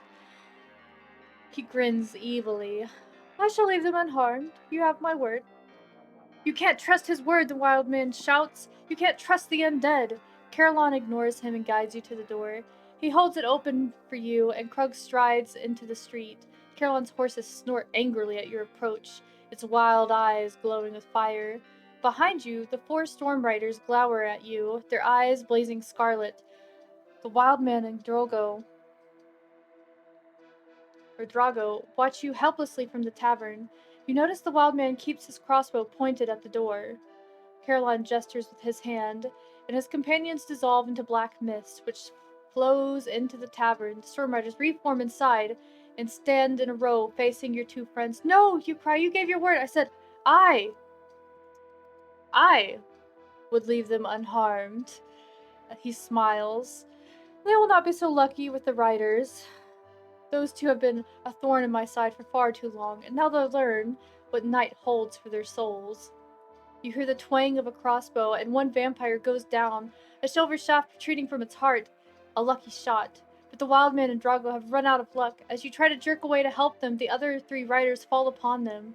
But Caroline's grip on your shoulder is an iron vice. No, little one. For you, the hunt is on. Run, boy, run. The Night Lord wants only your blade. As for me, I want your blood. You run blindly through the street. Behind you, the screams of two men pierce the night. Drago's death cries echoes in your ears, and you race down the street, gasping for air. You hear Caroline's mocking laughter behind you. You have a head start, but you know that in the night you have no choice or chance against the vampire. You dive for cover in an alley and look behind him. Guilt stabs your heart as the blonde vampire walks boldly into the street. His sharp laughter stings you in a way that you have only experienced once before, when you left Thorol behind and ran for the new ruby knife. Randar, Krog whispers, you did what you thought best. You didn't know he wouldn't keep his word. Drago was the only person in this village who was kind to us. With the power of the blood knife, I might have been able to save him, save both of them. Instead, I ran away. Again. You also could have ended up dead, as they did. There's nothing noble in death, Randar. I know. At least you tried to do something. You followed your heart. You look at your friend and wonder where the wisdom he dispenses come from in the first place. One thing is clear. Krug has experience and intelligence that no mere wolf could have possibly attained.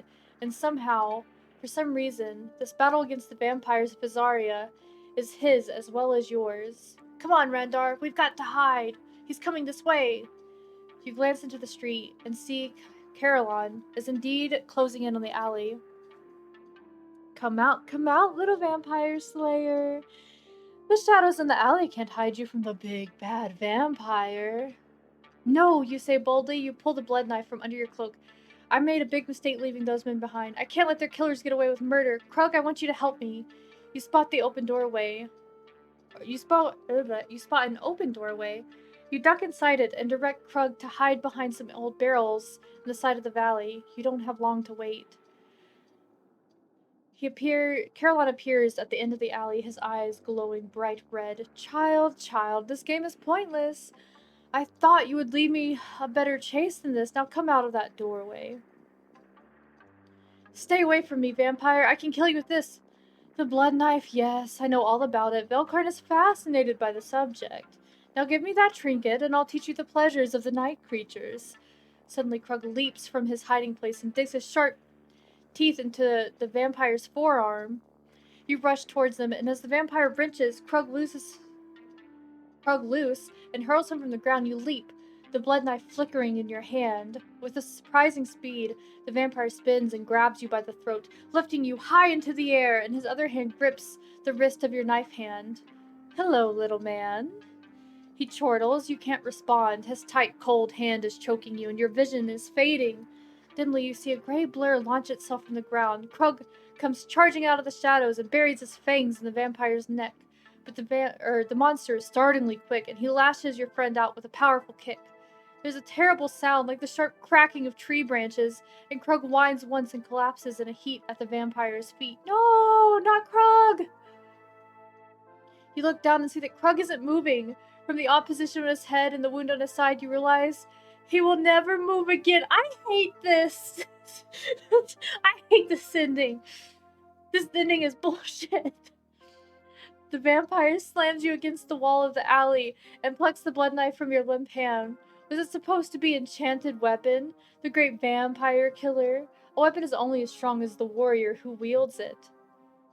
He looks into your eyes and spurns you. You are a weak boy. 2 men died, and you may have had the power to save them. You probably thought you could kill Lord Velkarn. Brave thoughts, child. But you should see the fear in your eyes. You think I'm going to kill you? Stupid child. You're not worth the effort. Vampire drops you to the ground and examines the knife. Intriguing. Velkarn must know what he wants, though. As for you, you are nothing. It's the blood knife he wants, and without it, you're just cattle, like the rest of the villagers. The piercing laughter of the monster echoes through the streets and vanishes into the darkness. You hear his voice ring through the air as you reach for Krug, but you already know your friend is dead. Dress for the hunt, boy, the vampire calls out. The day will come when I shall meet you again.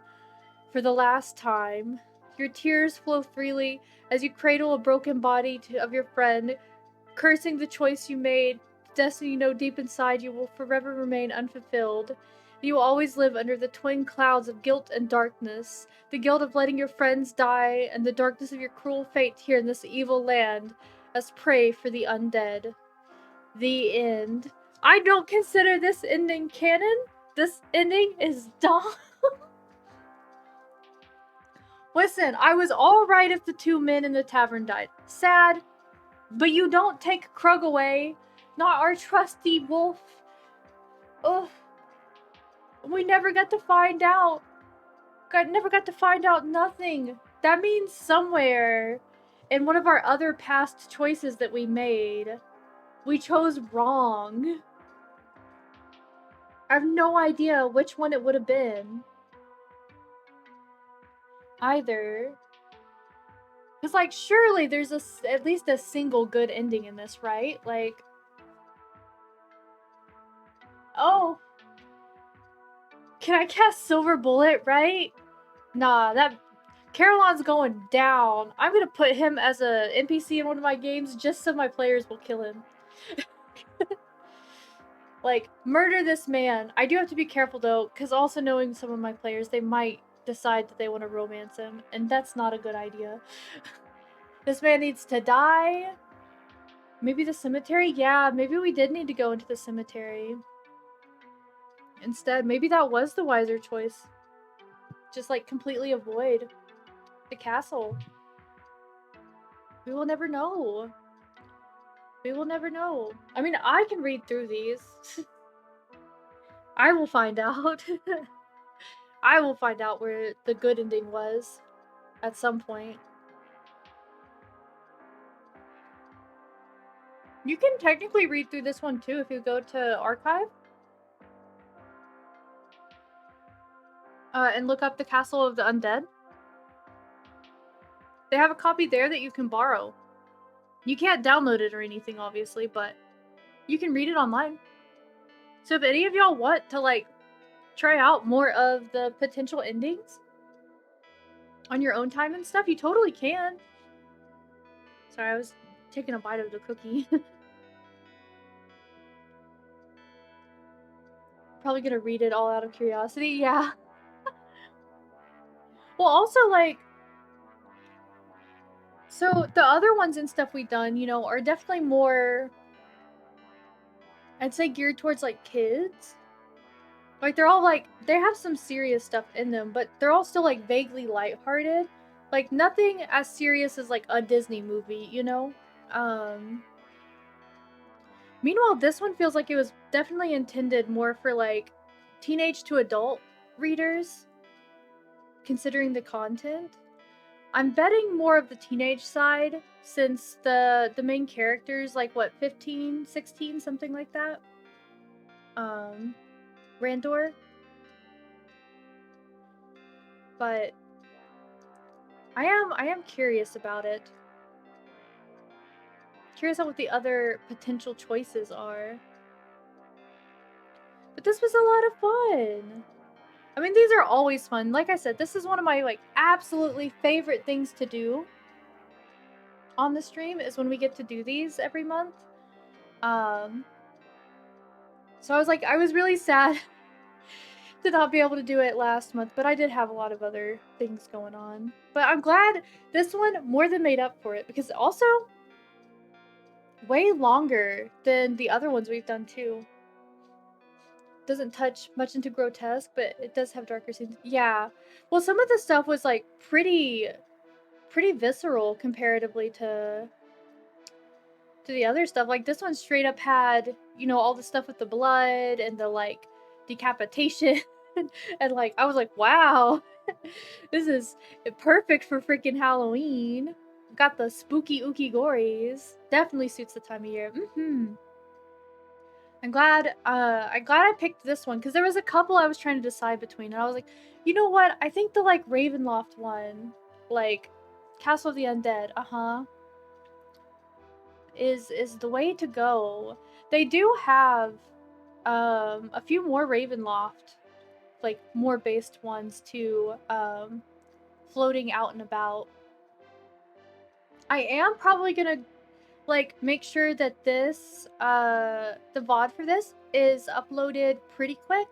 So everybody can see what cruel fate befell us all 3 times. I think the best option we got was honestly the second ending, where we were just like stuck here because you can learn and grow over time, you know? And there's like they even said there's other things that can kill vampires. I think that was the best ending that we got tonight. Because unless you counted becoming an evil vampire, one of them, the ending was fun, but not necessarily like good. You know what I mean? um, but yeah, thank you all for coming out and chilling with me tonight. I hope you all have a very wonderful rest of your Halloween. I hope that you don't have nightmares after this, or if you do, they're fun ones that you quickly wake from and then can go get some nice tea to chill you out.